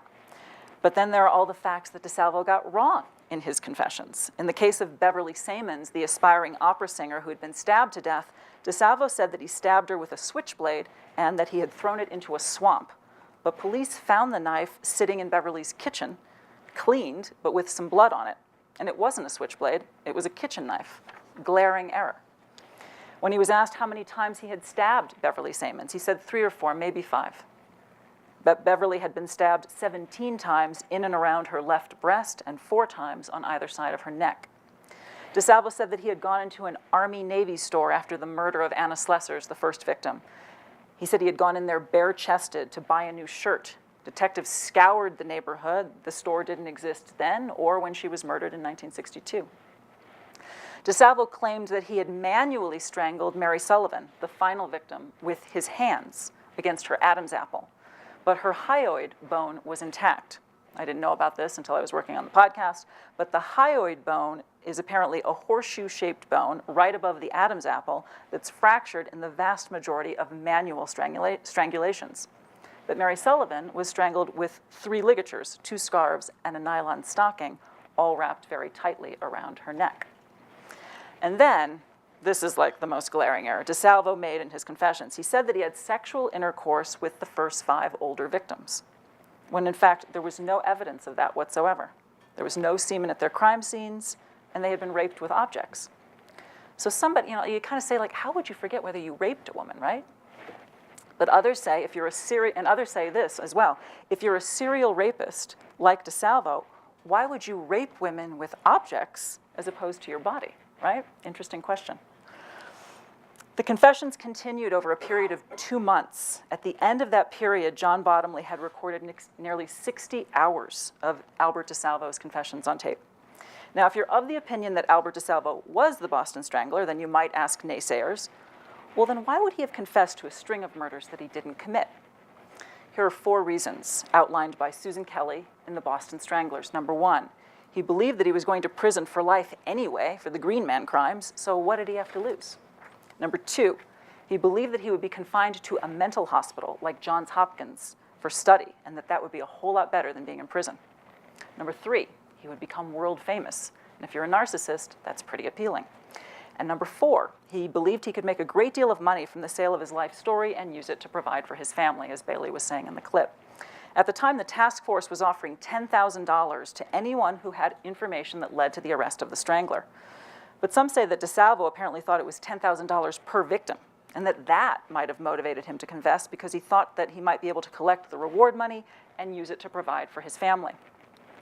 While I was working on the podcast, I asked F. Lee Bailey if anyone had ever received any reward money, as there was also talk that DeSalvo believed that he and George Nassar, the inmate at Bridgewater, that he believed that he and George Nassar might be able to collect this reward money and split it.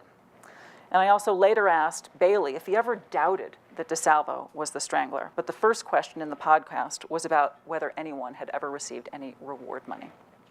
Nobody ever got a nickel except that a book called The Boston Strangler was just about to come when the publicity about DeSalvo began to percolate. And the author, Gerald Frank, who had a towering reputation and a big advance, came to me and said, look, I'm just terrified that this thing is going to unfold. Your guy turns out to be the guy. The cops tell me that he probably is. And somebody writes a book and mine dies on the vine because the sequel will mean a lot more than the original.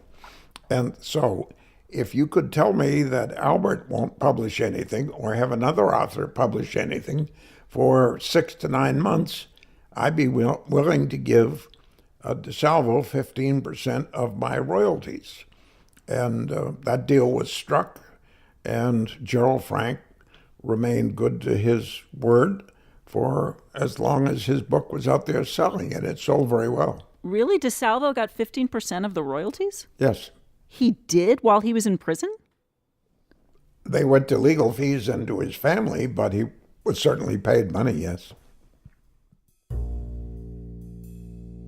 DeSalvo's family later sued F. Lee Bailey for money from Gerald Frank's book.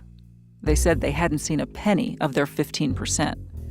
Bailey eventually settled, and the family received about $48,000. So you never, ever doubted that he was the Strangler? I never had an opportunity to doubt it or affirm it. I did not attend the interrogations, as I told you, because I didn't want any suggestion that he was being fed anything by me during the course of his questioning. Do you think anyone at the Attorney General's office regretted making that deal with you after DeSalvo gave such a convincing confession? I don't think so. I think they felt they had no choice. Bear in mind they are political figures who had to look to public approval to hold office or advance in office. And they thought the public would not forgive them for making such a decision and taking the matter out of the hands of the courts and the jury. And the average layman has very little appreciation for the niceties of confessions being admissible or not being admissible. The point is that the case developed in such a way there was no nexus between Albert and the Stranglings except for his own admissions and what they learned as a result of those admissions. Those are also barred from court use as the fruit of the poisonous tree. So in January of 1967, Albert DeSalvo went to trial for the Green Man crimes, which involved multiple charges of breaking and entering and sexual assault. And I asked F. Lee Bailey what his strategy was for defending DeSalvo, and he said the effort was a hybrid. He said that DeSalvo was being tried for a set of non-homicidal crimes and that he was attempting to show that in the perpetration of those crimes that he was suffering from legal insanity. Because by that point, everybody knew, there was public knowledge that Albert DeSalvo had confessed and people thought of him as the Strangler.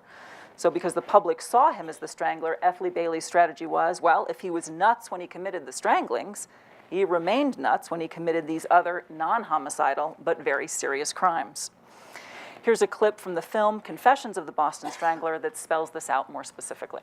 The much-anticipated trial date is January 10th, 1966. I woke up and a man was sitting on my bed. He pulled the blankets down, lifted my nightgown, and just started feeling me. I told him that I thought someone should be coming any minute, and he ran out the door. Each day, people line up in the hope of catching a glimpse of DeSalvo and become absorbed in victim testimony. I never did see him until the door was pulled open out of my hand. There was this sharp feeling right here in my throat. He said, "Don't make a sound or yell, or I'll cut your throat from ear to ear." He turned me over on my stomach and got my husband's pajamas from the chair and tied up my feet. Eyewitness accounts against DeSalvo are devastating, and prosecutors tighten their grip on a verdict. But the defense is prepared. Not guilty by reason of insanity. For the review of the court, F. Lee Bailey presents The Confessions of the Boston Strangler. The stranglings were assumed to have been committed by somebody who was nuts, just from the constant patterns. So I tried to weave in through the psychiatric evidence that these other acts for which he was not on trial were very significant in evaluating his psychiatric condition. In a brilliant two-step with the Massachusetts DA, Bailey presents the very confessions he made inadmissible in the prosecution of the Strangler case. You tie her hands in front of her and back. And back of her, all right? And then I put a gag in her mouth. There was very little in the evidence surrounding the Green Man crimes to show that Albert DeSalvo was insane. He was clever. Drive was sexually elevated. That's to be sure. I mean, bear in mind, Albert DeSalvo raped 5 different women in 4 different states in one day and was home by 5 o'clock. Now, there are a lot of people out there that would pay big money just to get his diet. By having DeSalvo declared insane, Bailey could tell his client he would be heading to a hospital instead of a maximum security prison. He wanted to be placed in some kind of special mental institution and be studied. He wanted to find out what had gone wrong in his head that made him do all these things. But no matter where he was sent, the jury and even Bailey viewed the confessions as justification for a term of life without parole. The jury who convicted him said, "We don't care if he's nutty as a fruitcake. And particularly if he's the Strangler, he should never get out."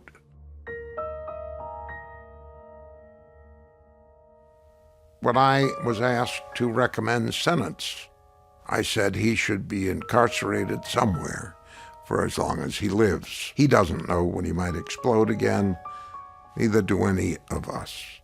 Without sour grapes, I say Massachusetts just burned another witch. If this were a murder case, I assume that he would now be on his way to the electric chair, and society would never know, as they might now know, what caused Albert DeSalvo to do what he did, and more important, how to stop him at age 15 the next time. Though Bailey saves DeSalvo from execution, he can't save him from himself. So as Bailey said in that clip, his legal strategy backfired, and Albert DeSalvo was found guilty on all counts of breaking and entering, robbery, and assault, and he was sentenced to life in prison. But again, DeSalvo was never charged with any of the Boston stranglings. One of Bailey's arguments in the Green Man trial was that DeSalvo had suffered from an irresistible urge, that he had no ability to stop himself from attacking women. And yet he wore gloves, and he was careful not to leave any evidence, which suggests some kind of premeditation. In our podcast, I interviewed a woman named Jane Caputi. She's a feminist scholar, a professor of gender and sexuality at Florida Atlantic University, and she's the author of a book called The Age of Sex Crime. And I asked her what she thought of Bailey's argument that in the Green Man crimes, when DeSalvo was attacking women, tying them up, fondling them, sometimes raping them, that he suffered from an irresistible urge. And here's what she said. I'm very skeptical of that kind of argument. I think it's very much plays into rape myths about men's imperative sexuality. Jane Caputi says the argument that a rapist's sexual urge was irresistible or imperative was an old idea. a long-standing defense of men's worst behavior. Look at the history of law against rape, or just cultural understanding of rape. I mean, up until the feminist movement, you had rape seen as only being committed by sexual deviants, and that it was seen as this, insanity or deviance. And then actually, no, it's not at all.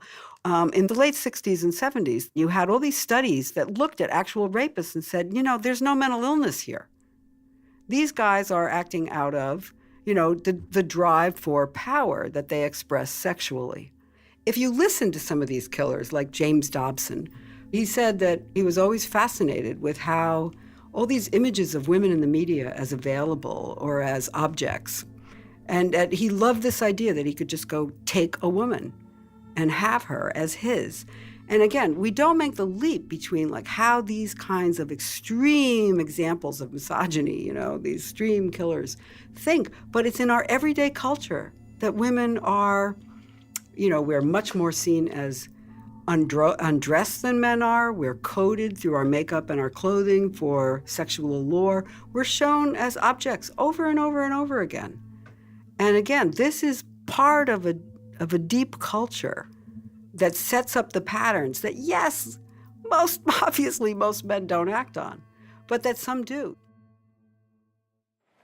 We tried in the podcast to put a human face on who these women were, because killers often get a lot of attention and victims don't. We tried to shine a light on how women are perceived in this society, their greater vulnerability, and how they can be seen as prey. But we also wanted to understand why someone becomes a serial killer. What factors turn someone into a monster? I interviewed Dr. James Gilligan, who served as the top psychiatrist at Bridgewater, the mental hospital where DeSalvo had been incarcerated about a decade after Albert DeSalvo was there.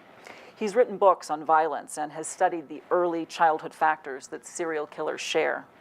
And this is what they seem to share. First of all, a complete lack of love for the child in the family. And even more powerfully, there's a lack of love for everybody in the family. And they might or might not have been also physically assaulted as children, but they were psychologically and emotionally and mentally assaulted. One psychoanalyst who has studied this problem referred to this as soul murder, that a parent doesn't have to physically murder a child in order to kill the child's soul or their sense of worth and dignity as a human being. For some, the traumas of childhood can lead to psychosis, like schizophrenia. But according to Dr. Gilligan, mental illness is not the root cause of extreme violence. Based on my experience of decades of working with the most violent people our society produces, whether the individual is actually psychotic or not, what I would say they all have in common is what I call a shame-driven character structure. That is, they're hypersensitive to being shamed or humiliated by other people or possessing any characteristics of their own that they feel ashamed of. And when I use shame as kind of a generic term, like we use the word flower to refer to roses and tulips and so forth, I'd say there are many varieties of shame: feeling disrespected, feeling insulted, treated with contempt, and so on. I mean, there are feelings of inferiority, the so-called inferiority complex. So I just wanted to play that clip because I thought it was interesting. After the Green Man trial in January, Albert DeSalvo was sent back to Bridgewater. And the very next month, in February of 1967, he escaped. And when I was looking for clips from the film, I noticed that Dr. Ames Roby, the medical director at Bridgewater, who didn't believe that Albert DeSalvo was the Strangler, still had concern that DeSalvo could be dangerous while he was on the loose, for the same kinds of reasons that Dr. James Gilligan had mentioned when I interviewed him. So this clip starts with that, and then it gets into DeSalvo's escape. Even Bridgewater's medical director, Dr. Ames Roby, is alarmed by the DeSalvo escape. I think there is potential danger to the general public because he seems to react to situations in which he feels rejected or let down with anger, and he then has difficulty in controlling this anger. I think he was disappointed in the outcome of the trial, and also there are other things in his personal life that I know about which were rejections to him, and so the danger is great. It was just frightening that he had escaped from prison and nobody knew where he was. Now, Bailey himself comes under suspicion. It's been suggested you have some bearing in this, in some way implanting in his mind the idea of escape. Is that a fair comment? No, it's decidedly unfair. Somebody put a price on his head, dead or alive. So I doubled it and put a price on his life. And he called me from payphone. Hello, Mr. Bailey. Yeah, it's Al. Hey, I want to turn myself in. And I got his location and said, stay right where you are, talk to no one. And I sent the police and they picked him up.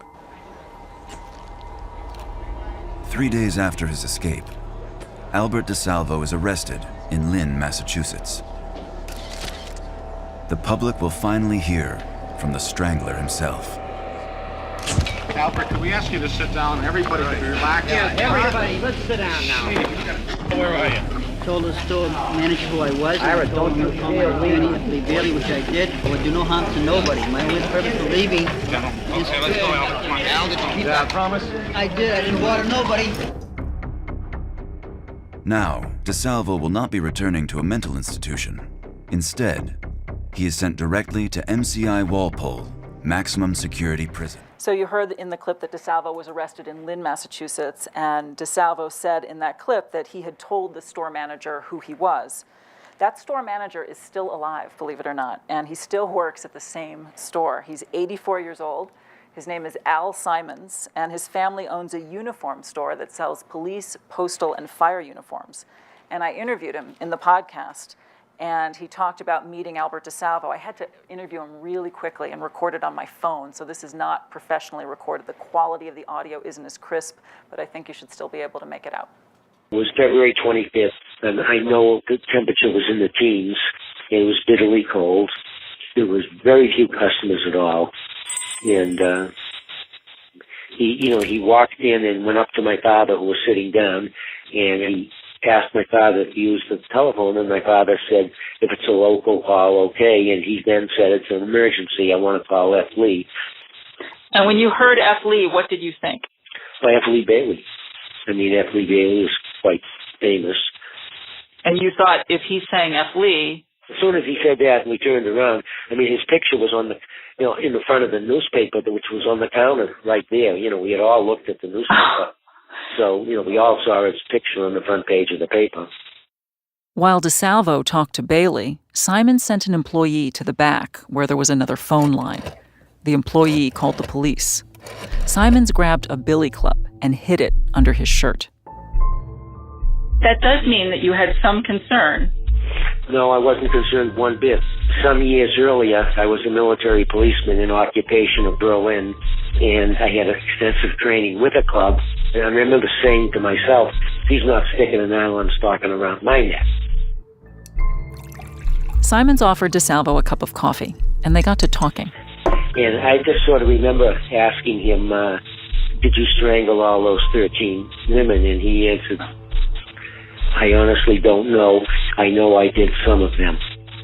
He said, I don't know, but I did some of them? He answered, yeah, I honestly don't know, but I know I did some of them.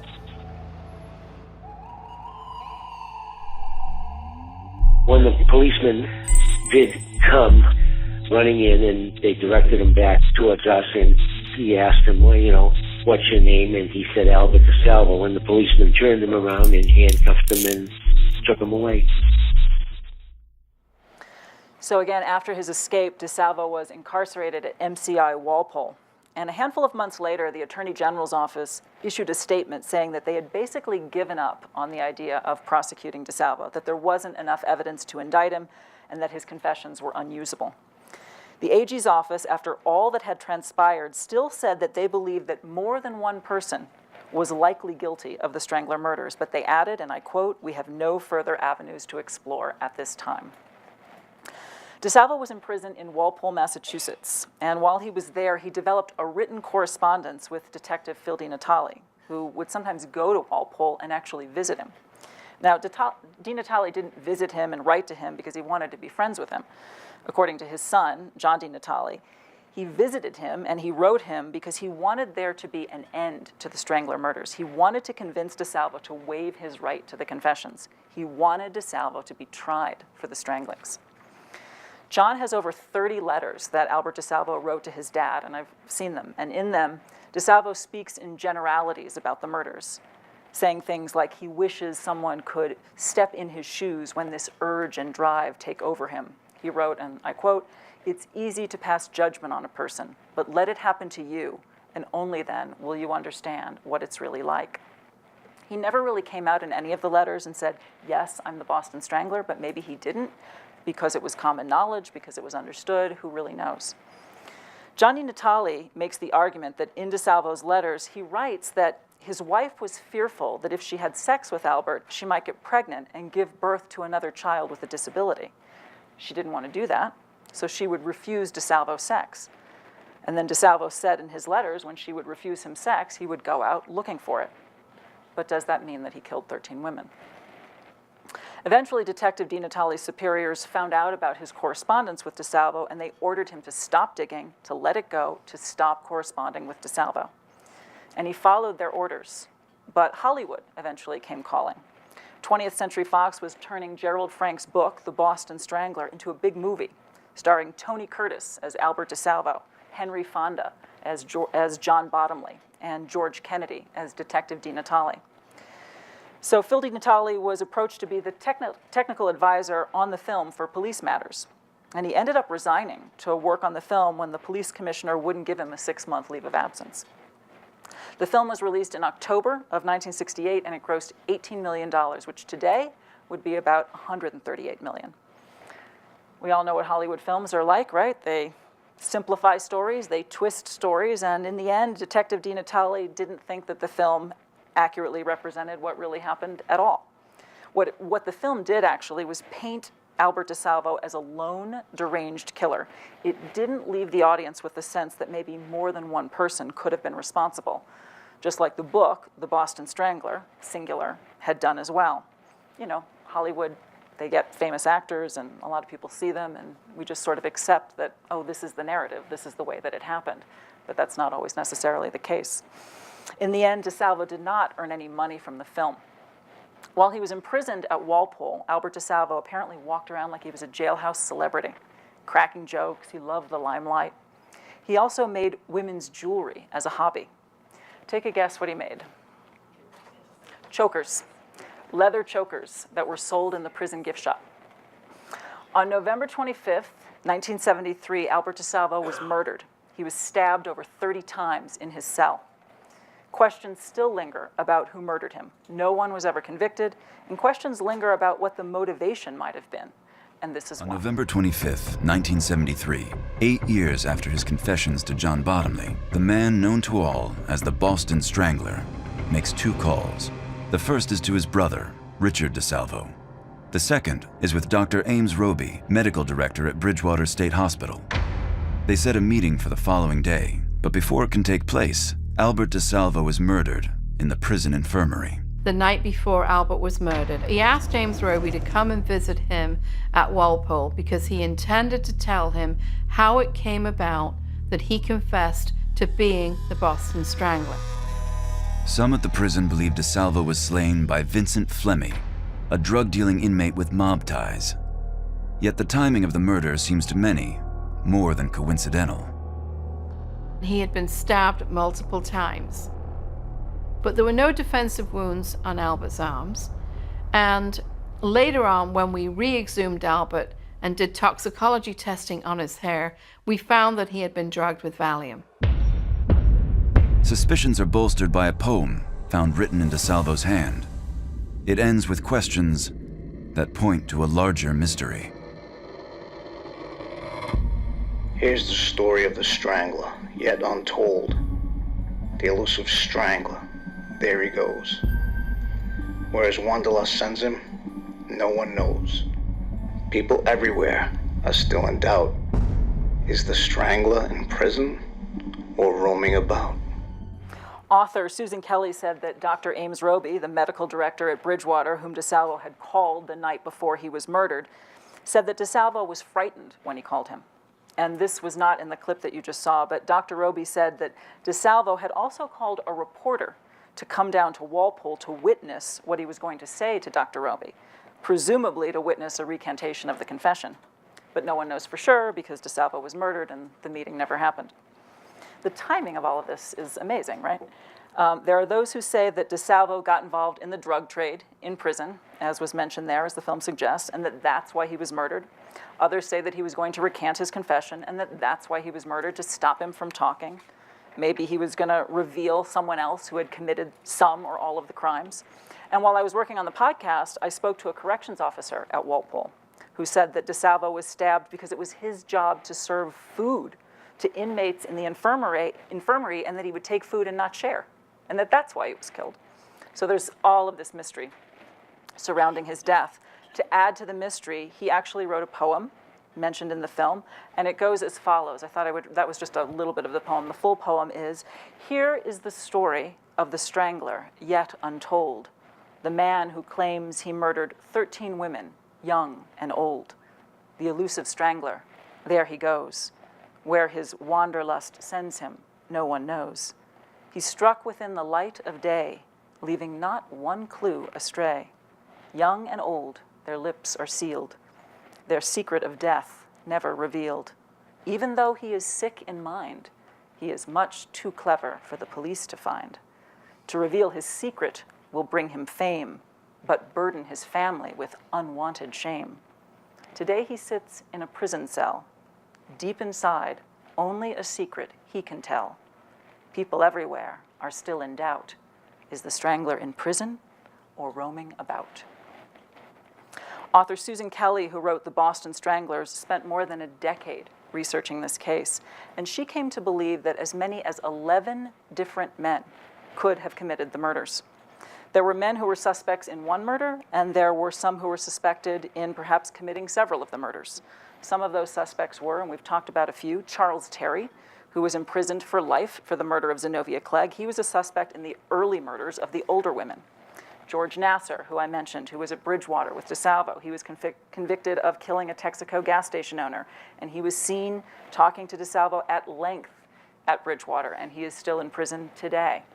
There was a man named Daniel Panaccio. We don't have a photo of him. He was a suspect in the murder of Beverly Sammons. He even confessed to the murder of Beverly Sammons. He knew more details about the murder of Beverly Sammons than DeSalvo, but there were enough discrepancies that he was never charged, and he actually died in a freak accident not long after his confession. And then there was a man who was called David Parker in the book The Boston Strangler, and he was mentioned in our podcast. He's still alive. He has a successful career in the sciences. He was at Bridgewater, and he was witnessed talking to DeSalvo as well on several occasions. He had actually dated Beverly Sammons, and he was a suspect in a series of murders in Michigan, if you've heard of the Michigan murders that took place from 1967 to 1969 that were similar in some ways to the Boston Stranglings. And we detailed those in our podcast as well. So those are some of the other suspects. Casey Sherman, who wrote the book Search for the Strangler, which was originally titled A Rose for Mary, was not a suspect. He was the nephew of Mary Sullivan, the final victim of the Boston Strangler.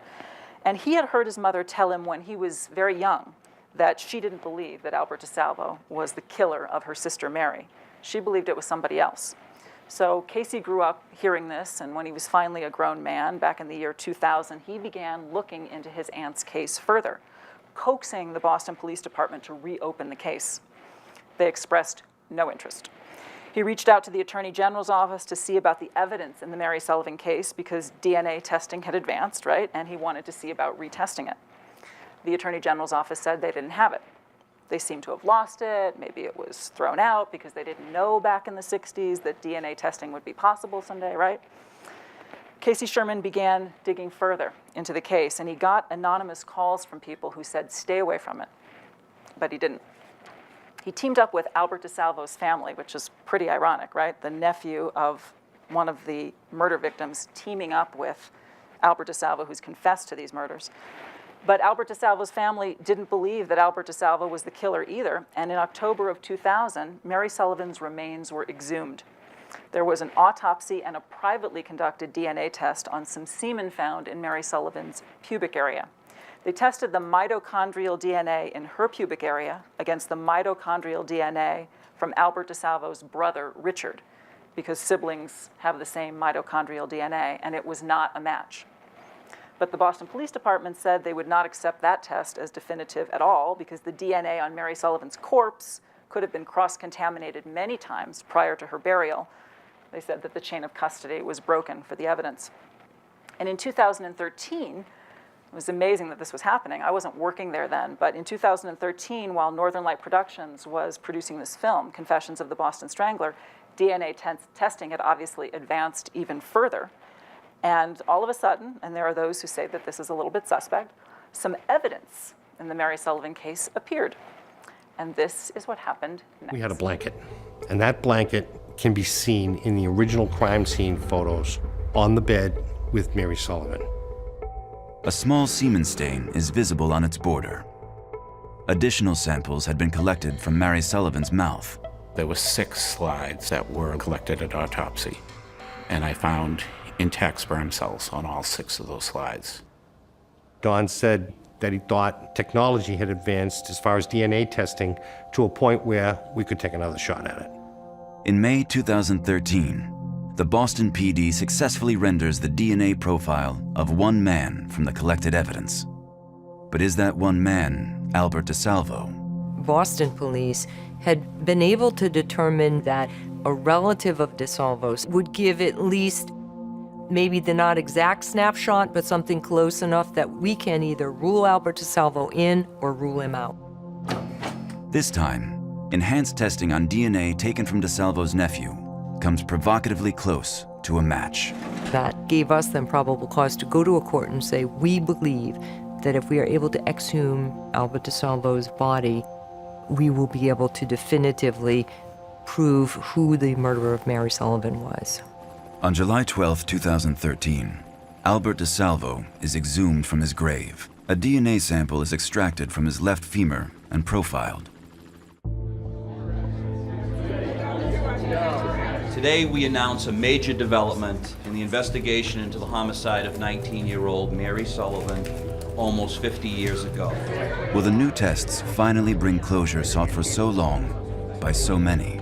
The results appear indisputable. There can be no doubt that the male DNA belongs to the individual. The chance that it could be anybody else other than Albert DeSalvo was 1 in 220 billion. It's conclusive. Albert DeSalvo brutally raped and murdered Mary Sullivan. The present-day police department has picked up where their old-time brethren had left off. They ended the investigation the right way. It's great. This is one of the biggest cases in the history of American crime. For Casey Sherman, journalist and nephew of Mary Sullivan, the event causes a staggering reassessment. As an investigative journalist, you only go where the evidence leads you. And if Albert DeSalvo deposited DNA at the crime scene of my aunt, Albert DeSalvo killed Mary Sullivan. I've underestimated Albert DeSalvo's criminal capabilities. Because he admitted to killing Mary Sullivan, we started with Albert DeSalvo as the lead suspect. And yet, this remarkable finding delivers another twist. When DeSalvo's attorney takes issue with the integrity of the test itself. Chain of custody involves the preservation of evidence. For 13 years, the government has claimed the evidence wasn't available, the evidence was lost, they didn't know where the evidence was. Then they found the evidence. None of them could assure me that the chain of custody was correct, unimpeachable, true, really from the crime scene of Mary Sullivan. What of the other 12 cases? Can one DNA match in a contested confession be conclusive in solving 13 murders? The murder of Mary Sullivan has been solved. That's what we can say definitively. Whether Albert DeSalvo was the murderer of all the other victims is still not proven scientifically. And that's kind of what we're left with, that we still don't know scientifically whether Albert DeSalvo murdered all of the 13 women that he confessed to killing. The Massachusetts Attorney General's office says they don't have any more evidence to test. We went and tried to talk to them many times, got nowhere. They said that the evidence has been lost or misplaced, that there's no way to conduct other DNA tests in that case, right? Many people believe it's definitive that Albert DeSalvo killed Mary Sullivan because of this 2013 DNA test, and also because the murders stopped when he was incarcerated in 1964. But there are others, like attorney Elaine Sharp, who say that the chain of custody in the case of Mary Sullivan's evidence cannot be proven after all these years.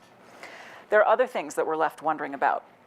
And we didn't mention this in our podcast, but I want to mention it here today. Charles Terry, who was a suspect for a brief time, wrote a letter to F. Lee Bailey, Albert DeSalvo's attorney, toward the end of his life. Charles Terry was never incarcerated at Bridgewater.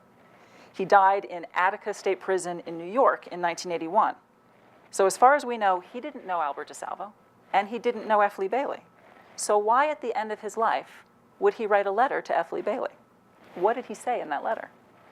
There was a record of his having sent a letter to F. Lee Bailey from prison, but Bailey says he never received it. We asked him about it. He said, I get a lot of mail, and it's possible that the letter was lost or overlooked. That's what he said. Also, when I was working on the podcast, I mentioned at the very beginning that I was interviewing passersby about what they knew about the Boston Strangler case. And when I was doing those interviews in the Boston Common, this large park, an older man in a wheelchair who looked homeless but wasn't homeless came up to me and asked me what I was doing, and I told him.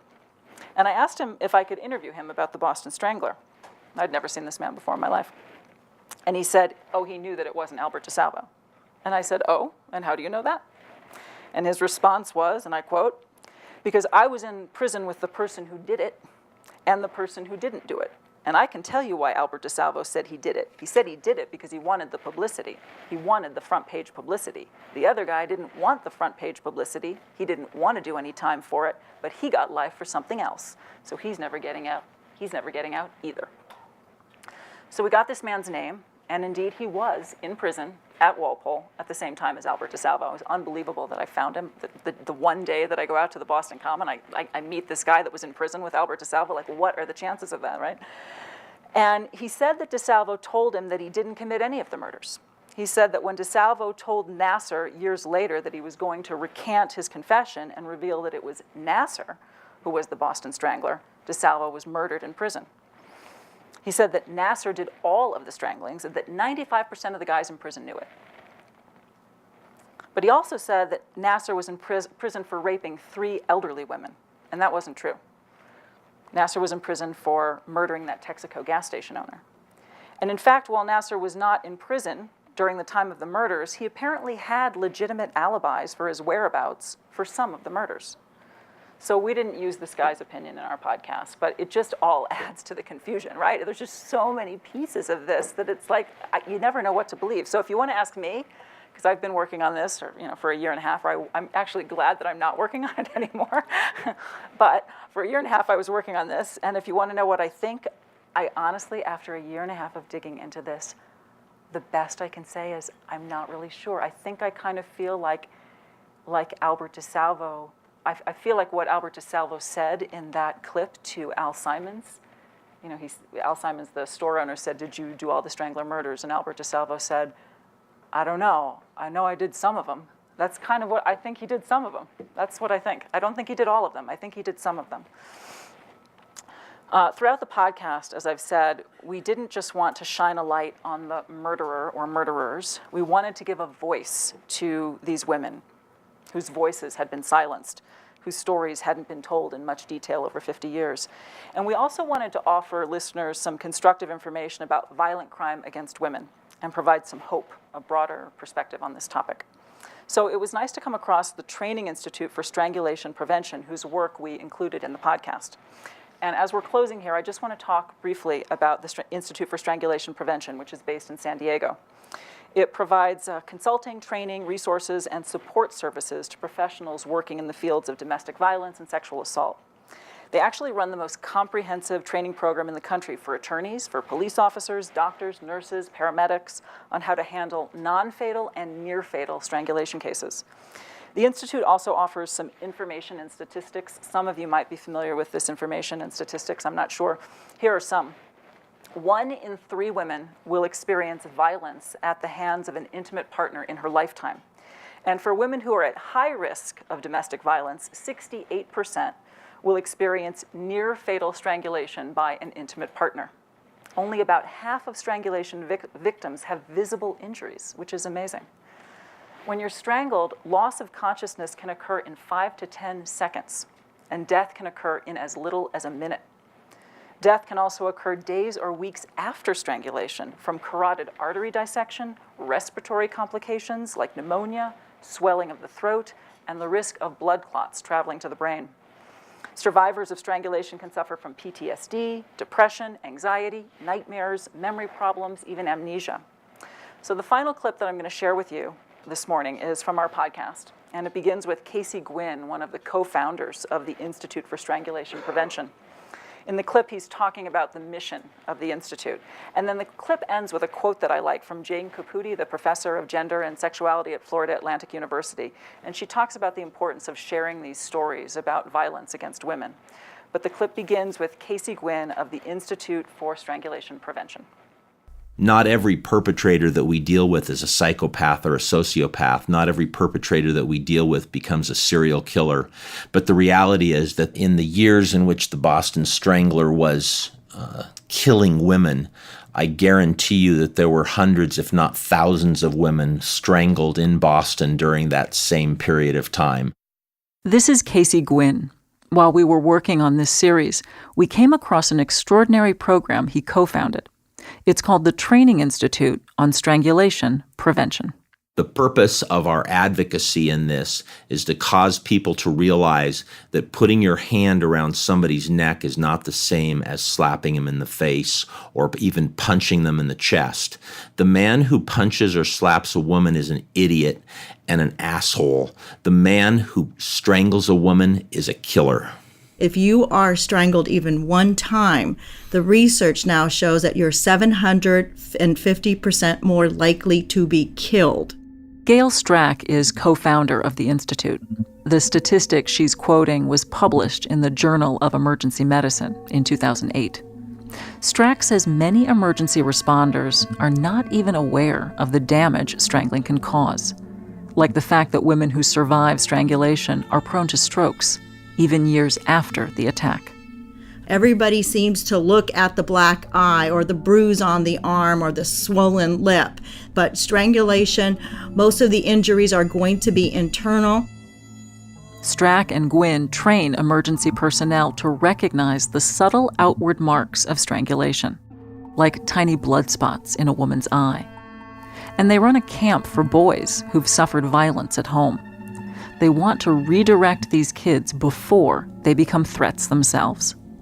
If you want to see the next generation of stranglers in America, all you have to look at is the rage-filled children growing up in homes with violence and abuse. We raise our criminals at home in America, and the vast majority of men who grow up to strangle, beat, or rape women grew up in homes where there was violence and abuse and there was no aggressive intervention to cause their path to change. Gwinn says men often strangle women to silence them. And because strangulation often leaves few or no physical marks, women frequently do keep quiet. It's hard to prove what you can't see. Professor and author Jane Caputi says nothing is more important than telling those stories to make the invisible undeniable. What justice would be on the individual level is, making sure that man never harms anybody else again. To begin with, making sure that the woman is treated with absolute respect, care, and given all the support she needs to heal from that.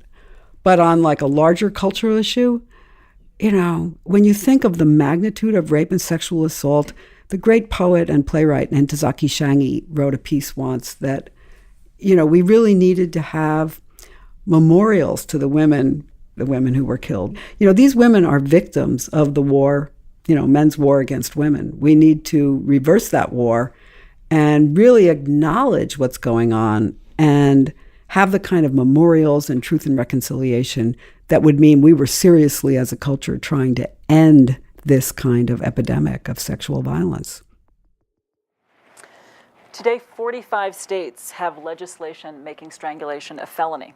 The 2013 Violence Against Women Act added strangulation and suffocation to federal law. Today, there are thousands of strangulation assaults occurring where women are strangled to unconsciousness and then pressure continues to be applied to their necks while they're unconscious. The vast majority of these cases, and this is what I was told by Casey Gwynn at the Institute, the vast majority of these cases are not being prosecuted today as attempted murder. And the question is, why not? I want to thank you so much for your time and attention this morning, everybody. I hope that you enjoyed the presentation. Thank you.